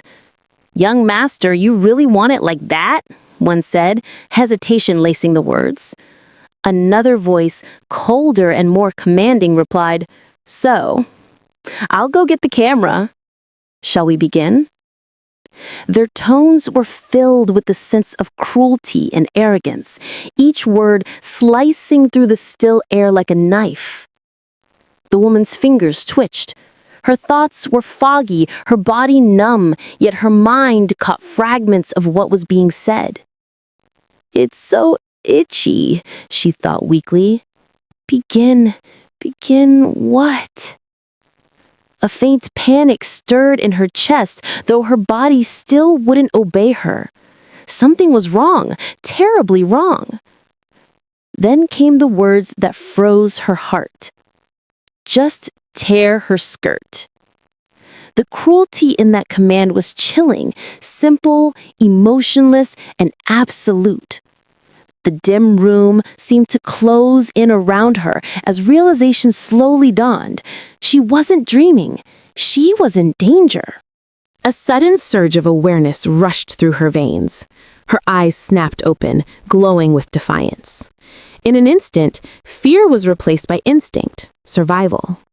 "Don't touch me!" she cried out, her voice trembling but fierce. With all her strength, she thrust her arms forward, shoving the approaching figure away. Her heart pounded wildly as adrenaline took over, the air crackling with her desperation and will to fight. The room fell into stunned silence. "She woke up?" one of the men murmured in disbelief. The dimly lit room revealed several figures, men standing around her, some half-dressed, their shadows cast long against the walls. The air was heavy with tension, the faint hum of the city outside sharply contrasting the uneasy stillness within. One of them stepped forward. The dim light from the lamp brushed across his bare chest, revealing a sculpted frame. Cold, intimidating. His presence loomed over her like a predator assessing its prey. The faint gleam in his eyes hinted at danger, and the sound of his slow, deliberate footsteps made her pulse race even faster. Another man shifted beside him, his shirt loosely hanging open, exposing the taut muscles beneath. The casualness of his stance only deepened her dread. They didn't seem startled by her awakening, almost as if they had been expecting it. The realization sent a chill crawling down her spine. Her breath trembled as she glanced around the room, confusion swirling in her violet eyes. Her mind was spinning, unable to piece together what had happened or why she was there. "What's this situation?" she whispered under her breath, her voice fragile and filled with disbelief. The jeweled pendant at her neck glimmered faintly, reflecting her turmoil, a silent witness to the terror and uncertainty consuming her heart. The dim light of the room flickered against the smooth walls as the man reclined leisurely in his chair. His expression was calm, too calm. He swirled the glass of red wine in his hand, watching her with predatory amusement. "If you woke up," he said, his lips curling into a cold smirk, "then that's even better. It'll make things far more stimulating." His words dripped with mockery, the kind that made her skin crawl. The low tone of his voice felt like venom, seeping into the air between them. Her heart clenched as understanding struck. So that's what this was all about. Her eyes widened with disbelief and rage as her mind pieced everything together. Just because he wanted me to leave Beiming Yi, he actually drugged me, made me faint, and brought me here. The thought made her tremble. And now, he even plans to record it. To use it against me? Her breath quickened, fury and humiliation burning inside her like wildfire. Her trembling fingers clenched the fabric of her dress. As she looked up defiantly, "Even if you bring that video to Beiming Yi, do you really think he'll believe I betrayed him?" The defiance in her tone was fragile but fierce, a spark of dignity that refused to die even when surrounded by danger. The man's smirk deepened, his sharp eyes glinting with cruelty. "Even if you didn't betray him," he said smoothly, almost tauntingly, "once your body has been touched by other men, do you really think he'd still want to stay by your side?" His words were laced with poison, designed to wound more deeply than any blade could. The wicked curve of his lips, that sinister smile, made her blood run cold. He raised the glass to his lips, taking a slow sip of wine. The deep red liquid caught the light, gleaming like spilled blood.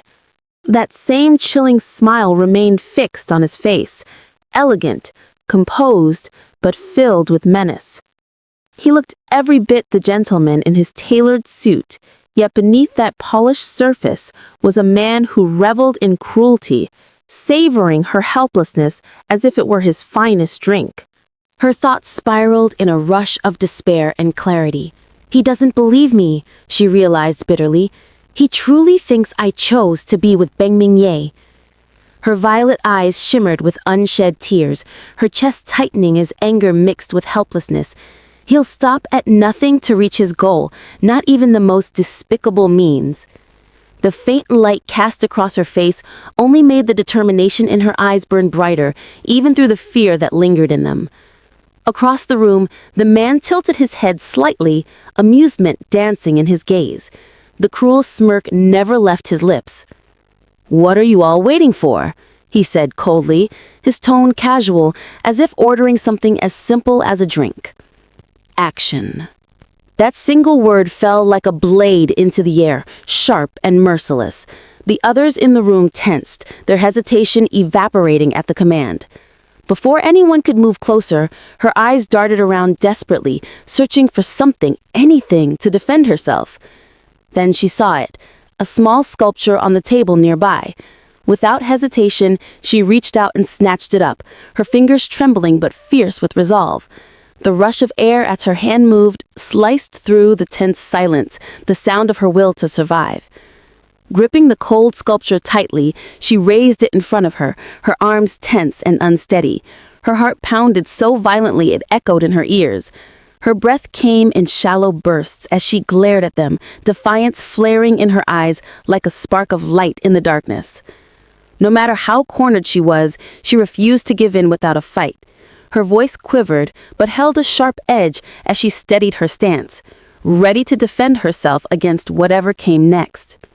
Her voice trembled, yet it echoed through the tense room like a sharp cry for help. "Do not come over here!" Her hands shook as she gripped the sculpture tightly against her chest, the cold metal digging into her palms. Every fiber of her being screamed with fear, but she forced herself to stand her ground. The air around her seemed to thicken, filled with both her defiance and the looming danger that surrounded her. Under the dim light of the room, she sat huddled on the edge of the bed, the small sculpture still clutched tightly in her hands. Her eyes darted from one man to another, each of them slowly stepping closer, their expressions unreadable in the shadows. Her pink hair fell over her shoulders, the soft hue stark against the dark, oppressive atmosphere. The faint shimmer of the gem around her neck caught the light, glowing faintly, a fragile symbol of hope amidst the encroaching dread. The men's heavy footsteps drew nearer, the sound making her heart pound faster. She instinctively pulled her legs closer, curling into herself for protection. The faint light outlined her trembling figure, a small, desperate silhouette surrounded by towering shadows. Though fear had taken hold of her, her violet eyes still burned with the will to fight. She knew she couldn't show weakness, not now, not in front of them. Her grip tightened around the sculpture as she whispered silently to herself, "I can't let them win." "Ah!" Her scream tore through the silence as she swung the sculpture with all her strength. The fear and desperation that had been building inside her finally exploded into action. Her eyes squeezed shut, her entire body trembling, but her arm didn't falter. The heavy object struck with a dull sound, fueled by the primal instinct to survive. The impact sent one of the men stumbling backward, his expression twisting in pain. The motion blurred in her vision, a rush of panic and adrenaline blending together. Her chest heaved as she stumbled forward, her long dress fluttering wildly with every frantic movement. For the first time that night, she had fought back. The sculpture slipped from her blood-slicked hand and clattered to the floor, bouncing once before landing upside down. Crimson droplets spattered the surface beneath it, a chilling reminder of what had just happened. Her hands shook violently, her breath ragged, as she stared down at the fallen object, unable to tell if the trembling came from fear or shock. Her heart pounded like thunder. "I have to get out of here," she thought, panic overtaking hesitation. Without another second's delay, she turned and dashed toward the doorknob, her hair whipping behind her like a trail of pink fire. Every step felt like an eternity as she reached for the doorknob, praying it wouldn't be locked. The faint glint of tears shimmered in her eyes, but her will to survive burned stronger. With a loud bang, the door flew open, a sharp sound that shattered the tense stillness of the room. Cold air rushed in from the hallway, carrying with it the faint scent of rain. For a moment, she didn't look back. Her only thought was escape. She disappeared into the darkness beyond the doorway, leaving behind the chaos, the fear, and the maniacal laughter echoing faintly from the room she fled. The room was thick with tension. One of the men, still half-dressed and shaken from the chaos, stood rigidly before the man on the couch. His face was pale with fear, his voice trembling as he spoke. Young master, I will catch her now," he stammered. Across from him, the young master sat in composed silence, a glass of red wine glinting faintly in his hand. The sunset behind him bathed the room in hues of violet and amber, a stark contrast to the cold indifference in his eyes. He didn't move, didn't blink. He simply watched, as if weighing the man's words with quiet disdain. Then, slowly, he raised his gaze. His once calm demeanor shifted into something darker, sharper, the kind of look that could freeze blood. His voice cut through the silence like a blade. "Get out." The command was low, but thunderous, its authority leaving no room for defiance. The trembling men flinched instantly, retreating without another word. The sound of his hurried footsteps vanished into the distance, leaving the young master alone in the dimly lit room. The wine glass in his hand reflected the faint tremor of his fury. Meanwhile, outside, the night air was cool and heavy with the scent of the sea. She ran across the open deck, her long, flowing gown fluttering wildly in the wind. The moonlight kissed her hair, turning it a soft shade of rose gold as she grasped her skirt to keep from tripping. Her heart pounded in her chest. The sound of her own breathing drowned out everything else. She didn't dare look back. She just kept running.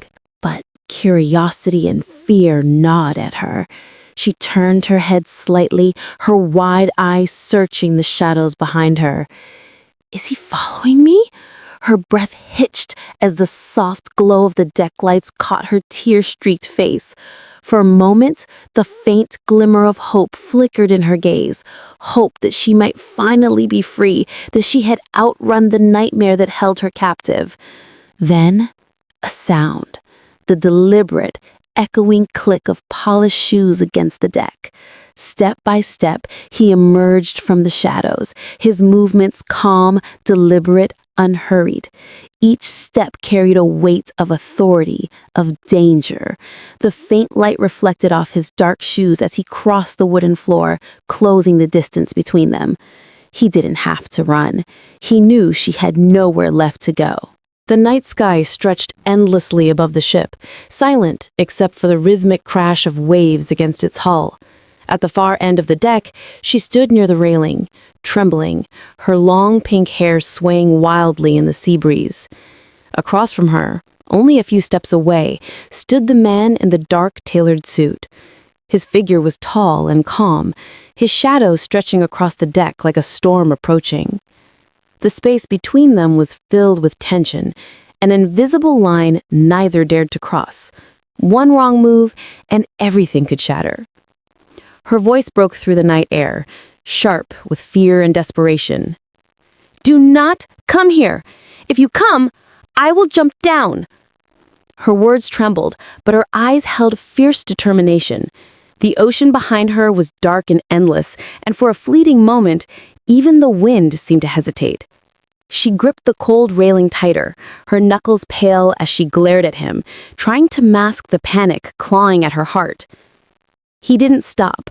Slowly, he stepped closer, the sound of his shoes against the deck echoing like a countdown. She stood frozen, her back pressed against the railing, her turquoise dress rippling like ocean waves around her. Her eyes widened as he approached, her breath quickening. "Stay back!" She wanted to scream again, but the words caught in her throat. The nightlight reflected off her tear-streaked face, fragile, beautiful, and defiant all at once. He stopped just short of reaching her. His hand clenched tightly at his side, the veins visible against his pale skin. He didn't move closer, but the restrained anger in his posture said everything. The air between them crackled with unspoken emotions, fury, pain, and something deeper neither could name. She stood barefoot before him, the hem of her dress brushing against his shoes, her toes trembling on the wooden deck. The ocean wind howled, carrying the heavy silence of what neither dared to say aloud. Finally, his voice broke the tension, low, cold, and mercilessly calm. "You basically have no intention of dying," he said, his tone edged with disdain. "Don't joke around in front of me. Come here." His gaze bore into hers, sharp as a blade. He didn't believe her threat. He saw through it, through the trembling of her hands, through the fear that wasn't strong enough to outweigh her will to live.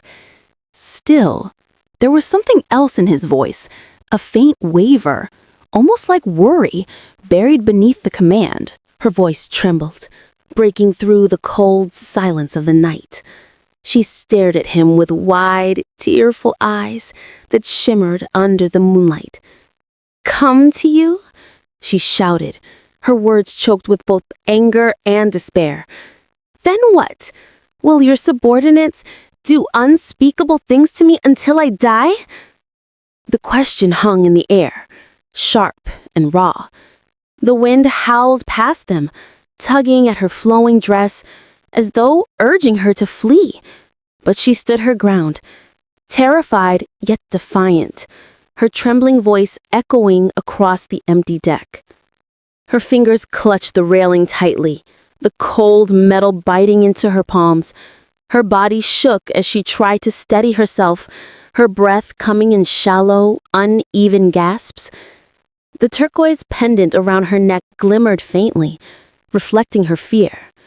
She didn't want to believe that he, the man standing before her, could be capable of such cruelty. But the doubt in her heart screamed otherwise. He looked at her, and for a moment a faint smirk curved on his lips. Cold and mocking, his eyes, sharp and calculating, glinted like the sea under moonlight. "Stay by Bei Ming Ye's side just for the money?"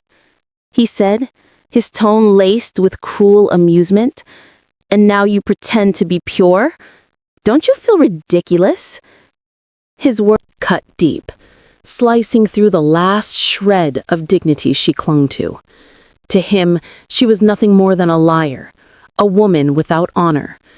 But behind that cruel mask, a flicker of something else, anger, perhaps jealousy, burned in his gaze.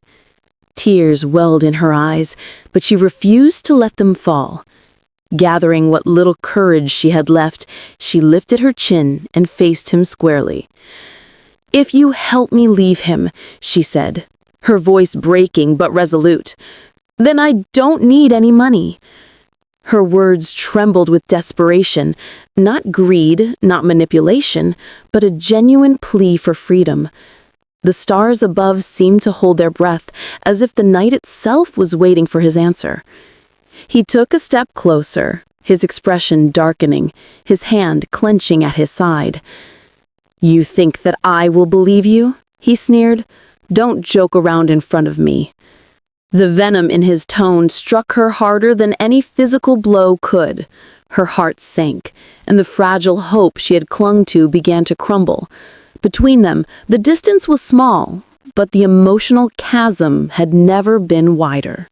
The cold night wind howled as she slowly lifted one bare foot over the railing. The moonlight shimmered on the restless waves below, casting a silver glow over her trembling form. Her long pink hair flooded wildly, brushing against her tear-streaked face. Eyes closed, she drew in a deep, shaky breath, as though surrendering herself to fate. In that fleeting moment, the world seemed to fall away, leaving only her pain and the vast, silent ocean waiting below. Her thoughts raced in a storm of despair. The fabric of her gown clung to her body as she leaned forward, whispering brokenly to herself. If staying here means enduring his cruelty, if it means losing every last piece of myself. Her trembling hands tightened on the railing, knuckles white. The words burned in her mind. I'd rather die than live like this. The stars above blurred into streaks of light as tears filled her eyes. It was a moment of both surrender and defiance, her heart's final cry for freedom. Suddenly, his eyes widened in shock. The cold, calculated expression he always wore shattered, replaced by something raw, panic. "Wait!" he shouted, his voice echoing through the night air. But it was too late. Her body had already begun to move. His hand reached out instinctively, fingers grasping at empty space as strands of her pink hair whipped past him like ribbons caught in the wind. The night sky was torn by the motion of her fall. Her dress flared like wings made of moonlight, the soft blue fabric slicing through the air. A dark streak of red trailed behind her, a cruel mark of tragedy beneath the endless stars. Time itself seemed to stretch, every heartbeat louder than the waves below, as gravity pulled her toward the cold embrace of the sea. Her body twisted in the air, weightless and fragile, like a petal caught in a storm. The hem of her gown rippled, glowing faintly against the darkness. Her hair streamed around her like a pink halo, her hand outstretched, reaching for something she would never grasp. The sea below awaited her, deep and merciless, ready to swallow her sorrow whole. And as she fell, her tears vanished into the night, silent witnesses to a heartbreak that could no longer be undone. Her body drifted downward through the air, weightless and silent, like a fragile feather surrendering to the pull of gravity. The pale blue of her dress glowed faintly under the moonlight, rippling with every gust of wind. Her long pink hair fanned out around her face, and for a brief, fleeting instant, she looked peaceful, as if she had finally escaped the torment that bound her. The world around her blurred into streaks of silver and blue, time slowing as her fall became inevitable. Then came the sound, the deafening splash as her body struck the surface of the sea. The water swallowed her whole, its icy arms pulling her into the depths. The ripples spread outward like veins of shattered glass under the moonlight, the echo of her fall fading into silence. It was as if the ocean itself mourned her, the waves trembling in sorrow, reflecting the crimson streaks of despair that lingered on the surface. The water churned violently, white foam breaking against the ship's hull. A single drop of red mingled with the waves, vanishing as quickly as it appeared. The sea roared, restless, as if protesting the tragedy it had just claimed. Above, the stars continued to shine, indifferent witnesses to the scene below, as the darkness closed in around her. "Damn it!" His voice broke through the chaos, raw with shock and fear. His usually composed face twisted with panic as he leaned over the railing, eyes wide in disbelief. "How is it possible? She can't even swim!" He clenched the rail so hard his knuckles turned white, his heartbeat thundering in his chest. "Someone!" he shouted desperately, his voice cracking. "Someone save her now!" For the first time, the mask of cold indifference shattered, replaced with the look of pure terror. The man who had always stood above everyone else was suddenly powerless, staring helplessly at the dark waves that had stolen her from him. The night seas shimmered beneath the moonlight, calm yet deep with mystery. Cutting across the dark blue waves, a sleek motor yacht sped through the water, leaving a glowing white trail behind it. The warm golden light from its cabin windows reflected softly on the surface of the sea, a small beacon of life in the vast, silent expanse. The hum of the engines broke the stillness of the night, carrying a sense of urgency, as though the passengers aboard were racing against time. The smaller yacht glided closer to a much larger vessel, looming above it like a silent giant. The towering hull of the ship caught the moonlight, glimmering faintly as waves lapped against its sides. Two figures stood on the deck of the smaller yacht, their coats fluttering in the sea breeze. One of them tilted his head up, gazing toward the massive ship before them. The golden glow from the largest ship's windows cast a soft light on the water, painting the meeting scene in hues of blue and amber. Two worlds about to collide in the middle of the ocean. Under the star-speckled sky, the tension between the two men was palpable. The one with silver hair turned abruptly, his eyes sharp, yet uncertain. "Where are your people?" he demanded, his tone low but edged with suspicion. The question hung in the air like a blade. The man opposite him, dark-haired, calm yet cold, met his gaze silently. The word startle echoed faintly in the night, betraying the faint flicker of surprise in the silver-haired man's eyes. The silence stretched for a moment before the silver-haired man finally spoke, his voice faltering. "They jumped down." His gaze drifted away, as if replaying the scene in his mind, figures disappearing one by one into the depths below. The dim light highlighted the creases of worry on his face.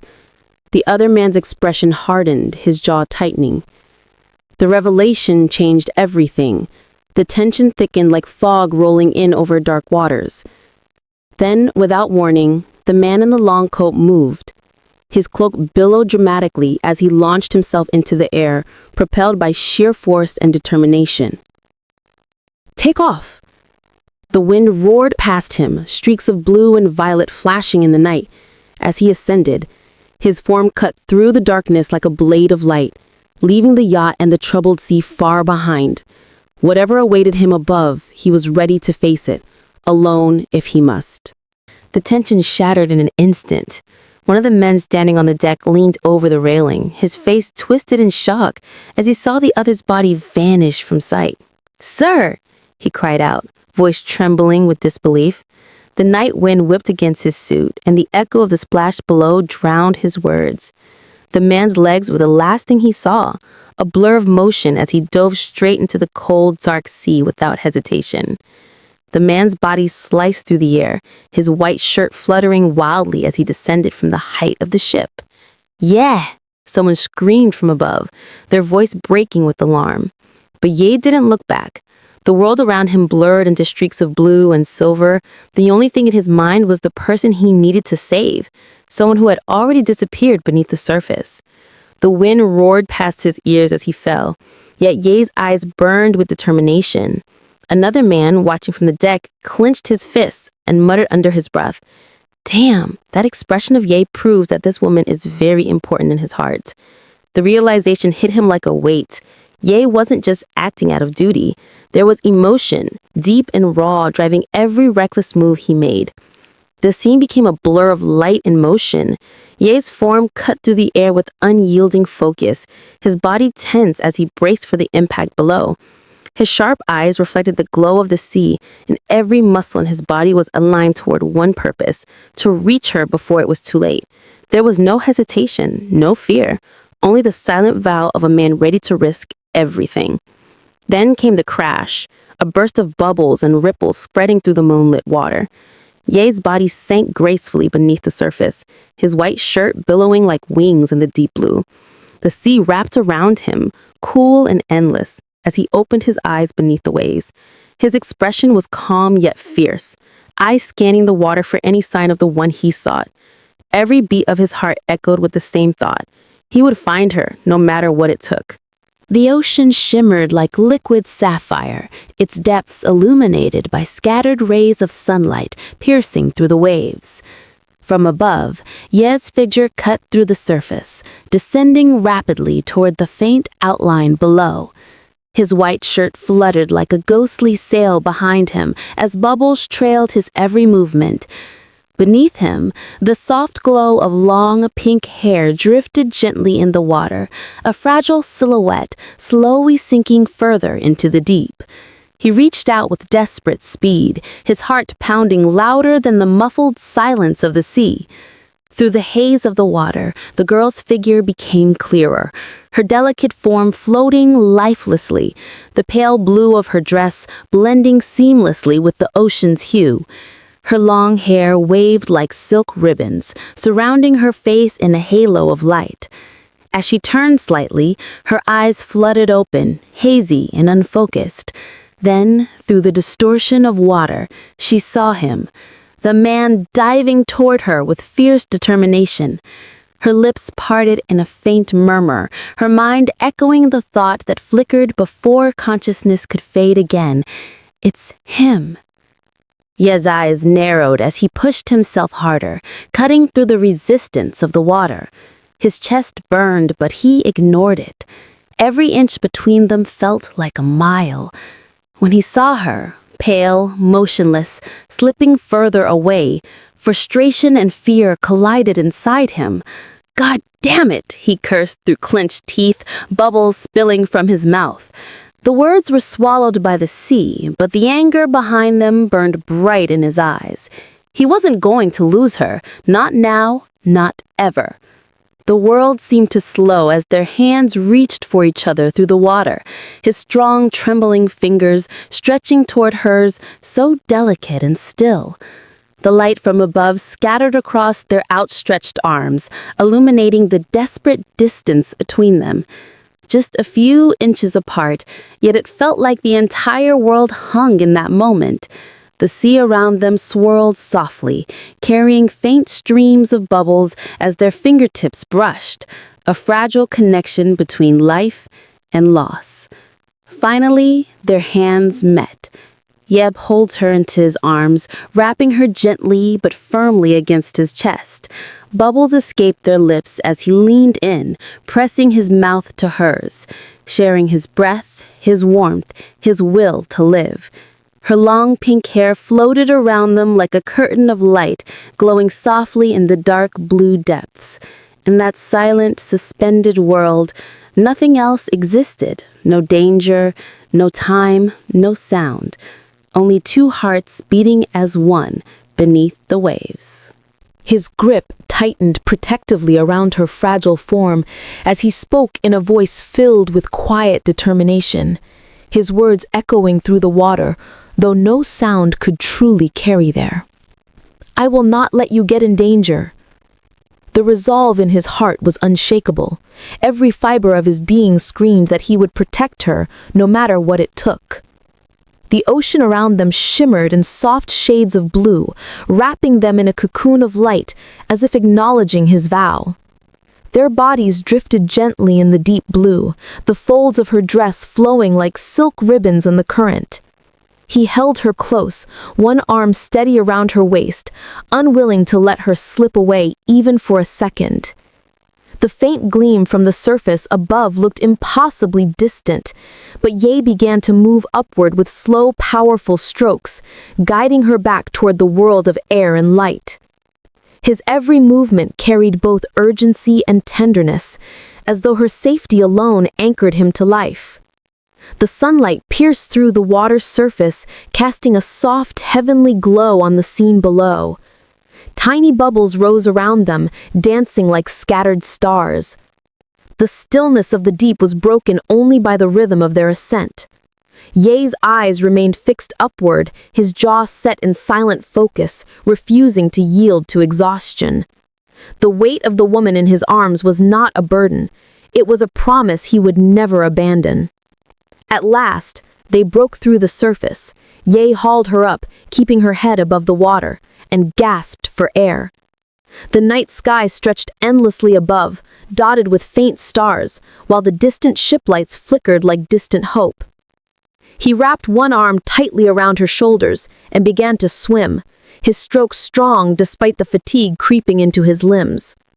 Her long pink hair clung to him like strands of silk, and for a fleeting moment she stirred faintly in his arms, a fragile sign of life that fueled him to keep going. Finally, they reached the deck. Ye hauled her up with trembling arms, collapsing onto the wooden floor beside her. The sea dripped from their clothes, forming a dark pool beneath them. He leaned over her, breath ragged, and pressed his ear close to her lips. Silence. Panic flickered across his features. "Come on, breathe," he whispered hoarsely, his voice breaking. He supported her limp body against his knee, his hand gently patting her back as he tried to rouse her.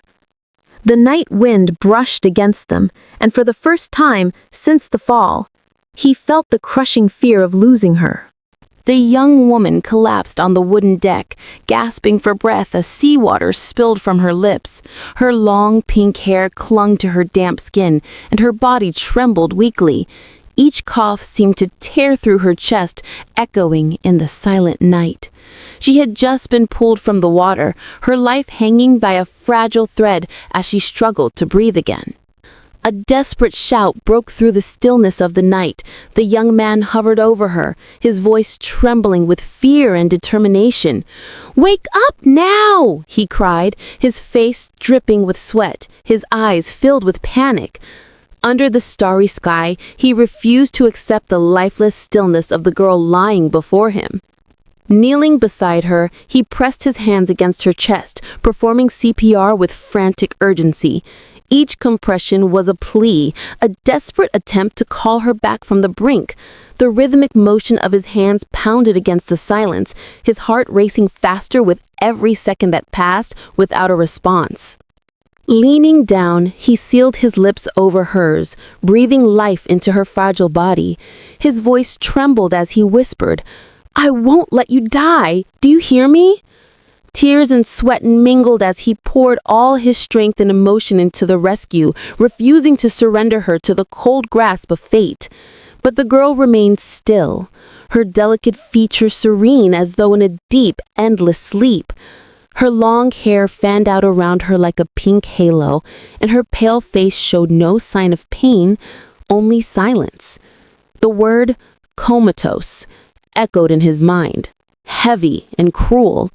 Despite his efforts, she had fallen into an unyielding darkness from which she might never awaken. A close-up captures the young man's face, his expression tense and filled with urgency. Beads of sweat roll down his temples as his violet eyes glimmer with determination and fear. Something serious has happened. His heart pounds, his mind races, and he struggles to stay calm in the face of a crisis. He suddenly turns, shouting with desperation in his voice.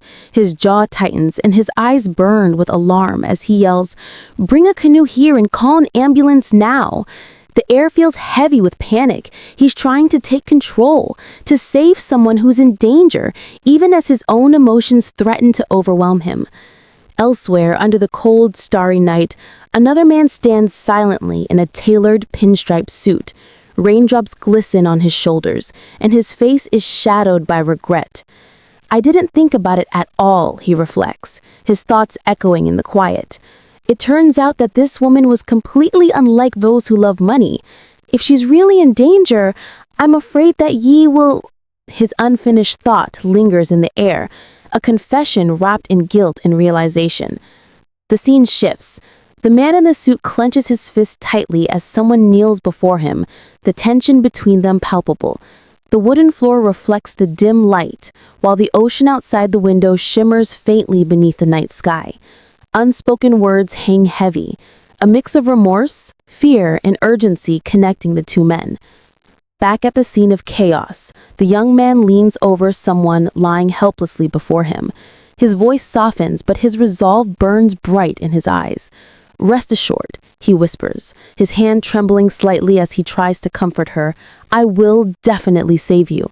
Despite the sweat and the fear, there is strength in his tone, a promise that he will not give up, no matter what it takes. In the dim light, a man cradles a young woman in his arms, his hands trembling as they gently cup her face.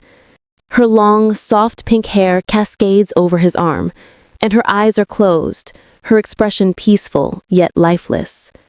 Drops of water, or perhaps tears, slide down his face and fall onto her pale skin. His shirt clings to him, soaked through, as if he's been running through the rain or fighting against the impossible. The moment feels fragile, as though the world itself is holding its breath, watching the thin line between life and death blur in his embrace. The man lowers his head, his dark hair dripping with rain as his voice trembles in silence. His eyes are hidden beneath wet lashes, but the weight of his sorrow is clear. The air is heavy with the scent of despair and regret. Then, in a whisper that breaks through the stillness, his thoughts echo in the air. "If I can't save you." Below him, the girl lies still, her eyelashes glistening with faint traces of water. Her beauty is haunting, a fragile reminder of what he's about to lose. Every second stretches painfully long, filled with unspoken words and shattered hopes. Her face remains serene, untouched by the chaos surrounding her. A single tear slips down her cheek, catching the faintest glimmer of light as it falls. She looks almost peaceful, as if she's merely fallen into a deep, endless sleep. His fingers brush gently against her skin, memorizing every detail, the curve of her lips, the softness of her hair, afraid to let go. The world around them fades into silence, leaving only the quiet rhythm of grief and the lingering question of whether love alone could ever be enough to bring her back. The atmosphere is heavy and oppressive, painted in dark shades that mirror the tension in the air. A cold, furious voice echoes from the speech bubble. "I will make all the people here follow you to hell." The speaker's rage feels boundless, their words dripping with vengeance and despair. Only the top of a person's head is visible, their dark hair blending into the somber gradient background, as if the shadows themselves are closing in. It's a moment of both fury and sorrow, a declaration born from pain. The next scene shifts to a calmer yet deeply unsettling quiet. A man with dark hair stands in a soft, cold light. His expression is unreadable, somewhere between sorrow and sinister determination. His half-smile doesn't reach his eyes, which are shaded by exhaustion and grief. Dressed in a white shirt, he looks down at something, or someone, with a kind of tragic tenderness. The faint shadows across his face hint at the storm brewing within him, emotions that he struggles to keep restrained. Finally, the focus moves downward, revealing what the man is holding. In his arms lies a young woman with pink hair, her eyes gently closed as if she's merely sleeping, but the stillness around her tells another story. His large hand cups her delicate face with a mix of possessiveness and sorrow, his thumb resting tenderly on her cheek. The soft blue glow from the bracelet on her wrist contrasts with the somber mood, hinting at something precious, perhaps a promise or a memory. The scene feels both heartbreakingly intimate and hauntingly final, as if this is a goodbye, whispered in silence. A sudden sound of coughing breaks the silence. K, k, k. The man bends forward slightly, his hand raised toward his lips, as if trying to suppress the violent spasms in his chest. The air around him feels tense, heavy with concern. Light filters through the window behind him, casting a faint glow that contrasts sharply with the uneasy atmosphere. Something is clearly wrong. His breathing is labored, and the moment feels charged with an unspoken worry. The girl gasps desperately, her face flushed red as water spills from her mouth. Choke water. The sound effect bursts across the frame, emphasizing her distress. Her eyes glisten with tears as she struggles for breath, coughing uncontrollably. A man leans close, his arm gently supporting her trembling shoulders. The panic in her expression is matched by the concern in his eyes. He watches helplessly, trying to steady her as she chokes. Droplets scatter through the air, catching the light, making the moment feel painfully vivid and real. In the next scene, the man's expression shifts. His violet eyes glimmer faintly under the streak of blue light that flashes across the background. His gaze is distant, thoughtful, almost sorrowful, despite the bold red word happy that stands out near the edge of the frame. There's an irony in the image. His face doesn't reflect joy, but rather a quiet melancholy, as if he's trying to convince himself to feel something he cannot. The contrast between the word and his emotion deepens the scene's complexity, leaving the reader to wonder what lies behind his solemn silence. Under the quiet night sky, two men stood on the balcony, the stars faintly glimmering above them. One of them brushed his hair back with a small, relieved smile playing at the corner of his lips. His gaze softened as he thought to himself, "So lucky she's alive." The weight that had pressed on his heart seemed to ease, replaced by gratitude that she had survived whatever tragedy had befallen her. Not far from them, a tender swoon unfolded. The man with dark hair knelt down, his arms wrapped protectively around the fragile girl in his embrace. Her long pink hair cascaded over his shoulder as he held her close, as though afraid she might disappear if he let go. The warmth of their reunion filled the air, a mixture of relief, sorrow, and unspoken love, while the others looked on in silence, giving them a moment of peace. Resting her head against his shoulder, the girl's lips curved into a faint, bittersweet smile. Her eyes shimmered with unshed tears, yet for the first time in what felt like forever, her heart felt light. Didn't expect that there was one day I feel happy because of his appearance, she thought quietly. In that fleeting embrace, all her fear and loneliness melted away, replaced by the simple, comforting realization that she wasn't alone anymore. The girl's body swayed unsteadily, her vision fading to white as exhaustion overwhelmed her. Her eyes fluttered shut, long lashes trembling briefly before she lost consciousness completely. The soft word fainting echoed across the moment as her fragile form collapsed, signaling the end of her strength. The scene shifted to the entrance of a bright, modern hospital. Warm lights glowed beneath the ceiling, as if welcoming new patients and offering safety and care within its walls. The word hospital appeared boldly, setting the place where her recovery would soon begin. Inside a quiet hospital room, a kind-looking doctor stood beside the girl, now awake and sitting up in her bed. His tone was calm and reassuring as he adjusted his glasses and said, "Your procedure has been completed. You may be discharged."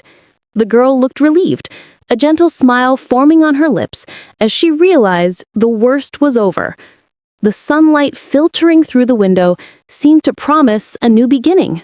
In a quiet examination room bathed in the soft glow of daylight, a doctor stands calmly, holding a clipboard filled with notes.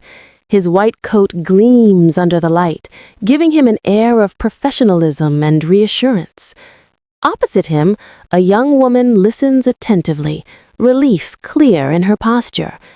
After receiving the doctor's words, perhaps good news about her health, she smiles and says warmly, "Thanks, doctor." Gratitude fills the space between them, marking the end of her appointment on a hopeful note. Later that day, the same young woman arrives home. She pushes open the door with a cheerful energy and announces, "I am home." Her voice carries a lightness that suggests both exhaustion and contentment after a long day. Dressed in a white blouse patterned with soft blue stars, she radiates a sense of comfort and normalcy. The fading sunlight filters through the doorway, framing her like a welcoming embrace after a tiring outing. Still standing at the entrance, she bends slightly to take off her shoes. Balancing gracefully on one foot, a small smile plays on her lips as she holds one shoe in her hand and kicks the other off. The shopping bag in her other hand swings lightly, hinting that she may have picked up a few things on her way home.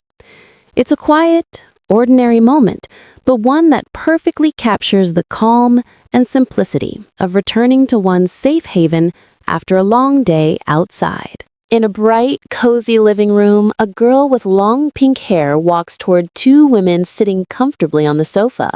Her expression carries a hint of expectation as she speaks. "Sister, last time I told you my phone was stolen?" she reminds her, her voice soft yet hopeful. "Didn't you promise to buy me a new one? Did you get it?" One of the women on the couch, with a calm demeanor and a faint smile, replies lightly, "Kaka, here you are." The pink-haired girl stands alone now, her luminous violet eyes filled with a mix of regret and helplessness. She looks sincere as she explains. "Recently, I've been a bit busy and didn't have much time to write manuscripts, so I temporarily didn't have enough money to buy it. The background is simple, emphasizing her honesty and the weariness hidden behind her gentle words. An hour later, the scene shifts to Ningji's room. Soft daylight streams through the curtains, painting the room in a calm, blue-tinted glow. Ningji stands quietly by the window, holding her phone and gazing at the screen with a thoughtful expression. The sky outside is clear, and a sense of quiet contemplation fills the air, as if she's lost in her thoughts after what happened earlier. Sitting quietly by her bedside, the girl with pink hair holds a phone in her trembling hands. Her eyes are filled with a mixture of worry and hope as she stares at the screen. The soft light from the window brushes against her face, revealing her anxious expression. "Hope everything will be okay," she whispers in her heart, clinging to a fragile sense of comfort as uncertainty weighs heavily on her. Just as she's lost in thought, the door suddenly swings open. A girl with short brown hair and sharp eyes steps into the room, surprise flashing across her face. "Ha!" Her shocked expression says it all. She's caught sight of the pink-haired girl holding something that clearly doesn't belong to her. The tension thickens instantly, and the pink-haired girl freezes, her grip on the phone tightening as she looks up in alarm. The atmosphere explodes in an instant. The brown-haired girl storms forward, fury blazing in her eyes. She snatches the phone from the pink-haired girl's hand, shouting with venom in her voice, "You dare to steal my phone? You're no different from your mother, you cunning fox!" The words cut deep, leaving the pink-haired girl stunned and speechless. Her heart aches, not just from the accusation, but from the cruel reminder of her mother's past.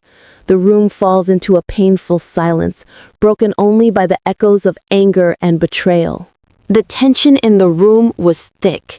One girl, dressed in a bright red shorts, stood firmly, her posture radiating anger. The other girl, with long pink hair tied neatly and a star-patterned shirt, looked taken aback by the sudden confrontation. Their heated emotions clashed like fire and ice, one's frustration meeting the other's disbelief. The word angry almost seemed to echo through the air, marking the storm that was just beginning to brew between them. The pink-haired girl could no longer hold back her emotions. Sitting on the edge of the bed, her voice trembled with fury and hurt as she pointed accusingly toward the other. "Shut up! Get out! I don't want to talk to you now!" she shouted, her words cutting through the air like a sharp blade. Sunlight poured in from the window behind her, but the warmth of the room had long faded, replaced by the cold tension of betrayal and heartbreak. The girl standing near the door clenched her phone tightly, unsure whether to leave or stay to defend herself. Outside the room, the girl in red shorts seethed with rage, her face twisting with indignation. Her short brown hair framed her fierce expression as she hissed through gritted teeth, You dare to treat me like that? I definitely will not ignore you." The background exploded in streaks of blue and white, mirroring the fire burning inside her heart.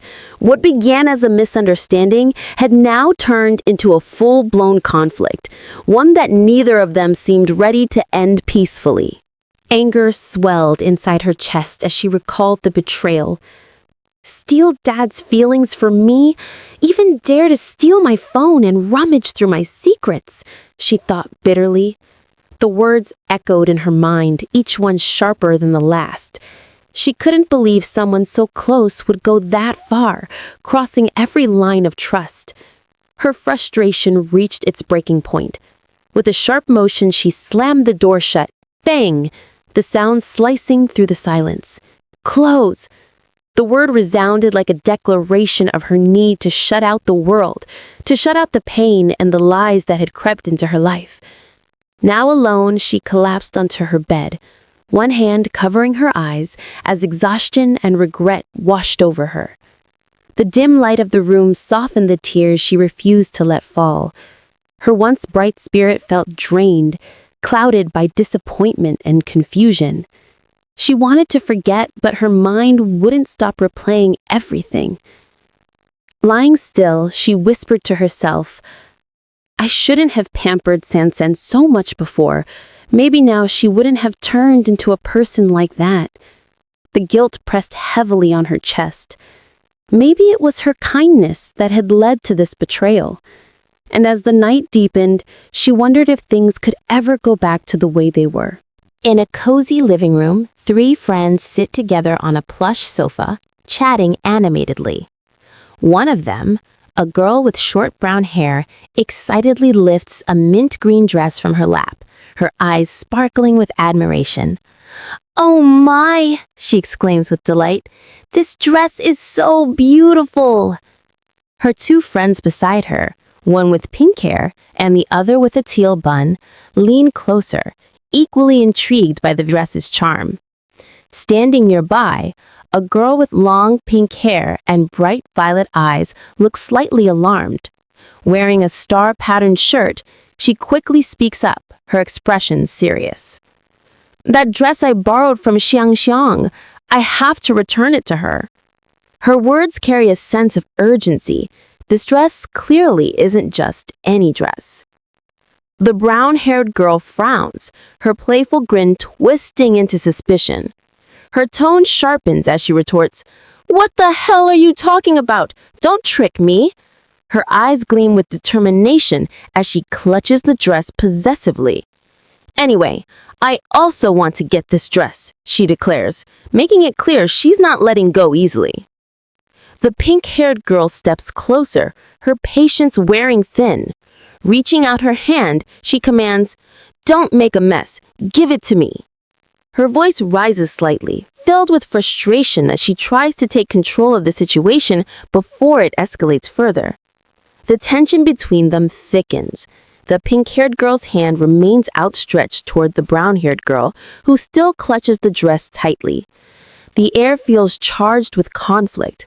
The dress that once seemed beautiful has now become the spark of a heated confrontation between friends. Tension fills the room as the pink-haired girl reaches out to take the dress back. But before she can touch it, the girl with teal hair steps in abruptly. With a fierce expression, she pushes the pink-haired girl away, shouting, "Hey, hey, hey, do not touch her!" The force of the push catches the pink-haired girl off guard as she stumbles back, her eyes widening in shock. The brown-haired girl beside them watches with a smirk of satisfaction, clearly pleased by the sudden turn of events. Just then, a stern voice cuts through the commotion. A tall man enters the room, his expression serious as he surveys the tense scene before him. "What's wrong?" he demands, his brows furrowed in concern. The atmosphere instantly shifts. The argument halts, and everyone freezes under his sharp gaze. The camera shifts down slightly, showing the man standing in front of the group, his presence commanding and authoritative. The pink-haired girl looks up at him nervously, while the others avert their eyes. The air is thick with guilt and confusion as no one dares to speak first. The pink-haired girl finally gathers the courage to explain. Her voice trembles as she looks up at the man, her father, with wide, pleading eyes. "She is holding my friend's clothes. I have to return it to my friend, Dad. Her sentence trails off, uncertainty and fear lacing her tone. Her words hang in the air as she lowers her gaze, her hands clenched tightly at her sides. The misunderstanding, the confrontation, and now her father's sudden appearance, all of it weighs heavily on her. The scene closes with the feeling of tension unresolved, leaving everyone unsure of what will happen next. The tension rises once again. The brown-haired girl, her expression burning with outrage, turns to her father and protests loudly. "Dad, you really believe what she's saying? This is the clothes that my classmate lent me." Her voice trembles with indignation, but her eyes glint with defiance. She refuses to back down, twisting the truth to protect herself. The teal-haired girl immediately steps in to support her. Pointing accusingly, she says to the pink-haired girl's sister, "San-san, why has your sister become like that? This isn't her clothes, but she asks your dad to get it back? This is like stealing someone else's." Her words carry a sharp tone filled with judgment, while the pink-haired girl stands quietly, overwhelmed and speechless as her reputation is torn apart in front of everyone. The father's patience finally snaps. His expression hardens as he glares at his pink-haired daughter. "Return the clothes to your sister," he commands coldly. "Otherwise, you should get out of this house. I will not treat you as my daughter anymore."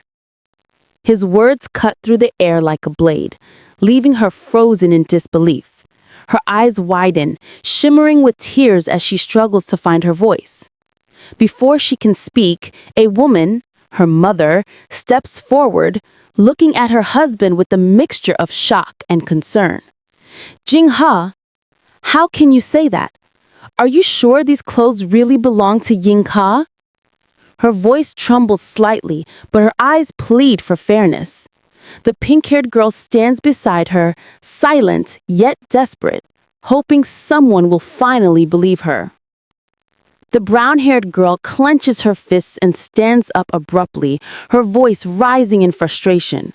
"Mom, I brought these clothes home at noon. You obviously saw it. Why can you still take Sun-san's side like that?" Her tone is sharp and accusing, trying to turn the situation against her sister once again. The room falls into heavy silence, filled with mistrust and heartbreak. The pink-haired girl stands trembling, caught between her parents' disbelief and her sister's lies, unsure how everything spiraled out of control so quickly. The room falls silent. The mother lowers her gaze, her expression troubled and conflicted. Her eyes close for a moment, as if she's trying to sort through her thoughts. It's clear she's caught between her husband's authority and the two daughters' accusations, unsure of what to believe. With a soft sigh, she finally speaks, her voice calm but hesitant. "I'm not biased toward anyone," she says gently, "but I'm really not sure who this dress belongs to." Her uncertainty lingers in the air, deepening the tension. No one can prove their claim, and her doubt only adds to the confusion surrounding the argument. The father, however, makes his judgment quickly. His face stern, he turns toward the brown-haired daughter and declares, "So, return the clothes to Kaka. Then go back to your room. You are not allowed to play with those bad friends later." His tone is cold and final, leaving no room for argument. The authority in his voice makes everyone fall silent once again. Moments later, his expression softens as he turns to the pink-haired girl who looks up at him with sorrowful eyes. Placing a comforting hand on her head, he smiles faintly and says, "Sorry for making you feel awkward. I am sorry." His gentle tone contrasts sharply with his earlier anger, showing the warmth he still feels for her despite the misunderstanding. Tears well up in the pink-haired girl's eyes as she clasps her hands tightly together. "Dad, don't say that," she whispered emotionally. "If it weren't for you, I wouldn't even know where to live now." Her words are heavy with gratitude and sadness, an emotional confession that reveals how much she depends on him. The moment feels fragile, yet heartfelt, as the chaos slowly settles into uneasy quiet. The father sits quietly, his face drawn in guilt and reflection. The argument has ended, but the weight of it still hangs in the air. His eyes are filled with regret as he whispers to himself, "Kaka should have had a better life. It's all my fault." His expression softens, but the pain lingers. It's clear that beneath his stern exterior lies a heart heavy with remorse, a man who blames himself for his daughter's suffering. Meanwhile, in her room, the pink-haired girl stands fresh from a shower, wrapped in a towel. Steam still floats softly around her, creating a serene but lonely atmosphere. She clutches a towel against her chest, her violet eyes reflecting a quiet sadness. Though the chaos has passed for now, her heart still trembles from the confrontation earlier. Suddenly, her phone lights up and begins to ring on the bed beside her. She glances down in surprise. The glowing screen flashes a name that makes her freeze. Bei Ming Ye's incoming call? Her heartbeat quickens, a mix of confusion and unease washing over her. Why was he calling her now? With hesitation, she picks up the phone and presses it to her ear. The voice on the other end is deep and commanding. I'm in the parking lot near your house. Come out to see me. I'll give you 5 minutes. Otherwise, I'll find you. Her eyes widen in shock and her breath catches. The tone is serious, almost threatening, leaving her no choice but to obey. Panic flashes across her face as she hurriedly throws on a shirt, her movements clumsy and rushed. The pink towel slips slightly as she fumbles with the fabric. Her hair, still damp, clings to her neck as she dashes toward the door. The night air outside awaits her, and so does Bei Ming Ye. Fear, curiosity, and something deeper twist inside her chest as she rushes to meet him, unaware of what fates will unfold next. The underground parking lot was quiet, the dim lights casting a cold reflection across the polished floor. The sound of her hurried footsteps echoed through the empty space as she descended the ramp. Rows of parked cars stretched endlessly ahead, each space marked with the same orange letter, A. The air was thick with tension, as if the silence itself was holding its breath. Finally, she spotted a familiar white car. Her heart skipped a beat. Gathering her courage, she approached it, trying to steady her breathing. Phew, phew, she exhaled softly, brushing a strand of pink hair behind her ear. The fluorescent lights above glimmered off her long hair as she leaned slightly toward the window, her mind filled with confusion and nervous anticipation. Sliding into the back seat, she froze. Sitting beside her was a tall man in a dark suit, his sharp gaze focused on the tablet in his hands. His presence filled the confined space with quiet authority. Her eyes widened in shock as she thought, why is he here? The tension between them felt heavy, charged with something unspoken. Mustering her courage, she broke the silence with a hesitant smile. What do you come here for? She asked softly, her voice trembling slightly despite her effort to sound calm. She didn't dare meet his eyes for too long, those piercing blue eyes that always seemed to see through her. The man finally lifted his gaze, his lips curving into a faint, knowing smile. Leaning slightly closer, he replied in a low, teasing tone, "If I am here to meet you, do you believe it?" His voice was deep and smooth, carrying a mixture of mystery and confidence that made her heart race uncontrollably. Her breath caught in her throat as he reached out, his hand brushing against the front of her shirt. The gentle tug of his fingers against the fabric sent a shiver down her spine. Her face flushed crimson, her heart pounding so loudly she could barely think. The air between them grew heavy, a moment filled with tension, confusion, and something dangerously intimate. Her long pink hair fluttered as she suddenly jerked her head away, startled by his unexpected closeness. A soft gasp escaped her lips. "Ah!" As her heart raced wildly. The moment was charged, and even the air seemed to tremble between them. Before she could react further, he caught her gently by the back of her head, his fingers threading into her hair. His gaze darkened with intensity as he leaned closer. A faint, teasing smile tugged at his lips. So fragrant," he murmured, his voice low and warm. "Did you just take a shower?" The question made her blush deeply, her breath catching. The scent of soap still lingered on her skin, betraying her. Their bodies were close now, too close. Her trembling hands found their way to his chest as if to keep him at a distance, but the pull between them was undeniable. He wrapped an arm around her waist, drawing her nearer.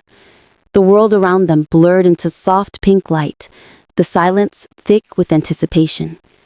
Before she could speak, his lips met hers. It was sudden yet tender, A kiss that silenced every protest, every question that had been trapped inside her. Her mind went blank as warmth spread through her, melting the walls she'd built around her heart. Fingers intertwined tightly, their hands pressed together as if to anchor themselves in that fleeting moment. The world outside no longer existed. All that remained was the rhythm of their hearts beating as one. Later, he pulled away slightly, his breath uneven. A single bead of sweat slid down his temple as he closed his eyes, his expression a mix of exhaustion and vulnerability. For the first time, the ever-composed man seemed almost human, struggling silently with emotions he could no longer suppress.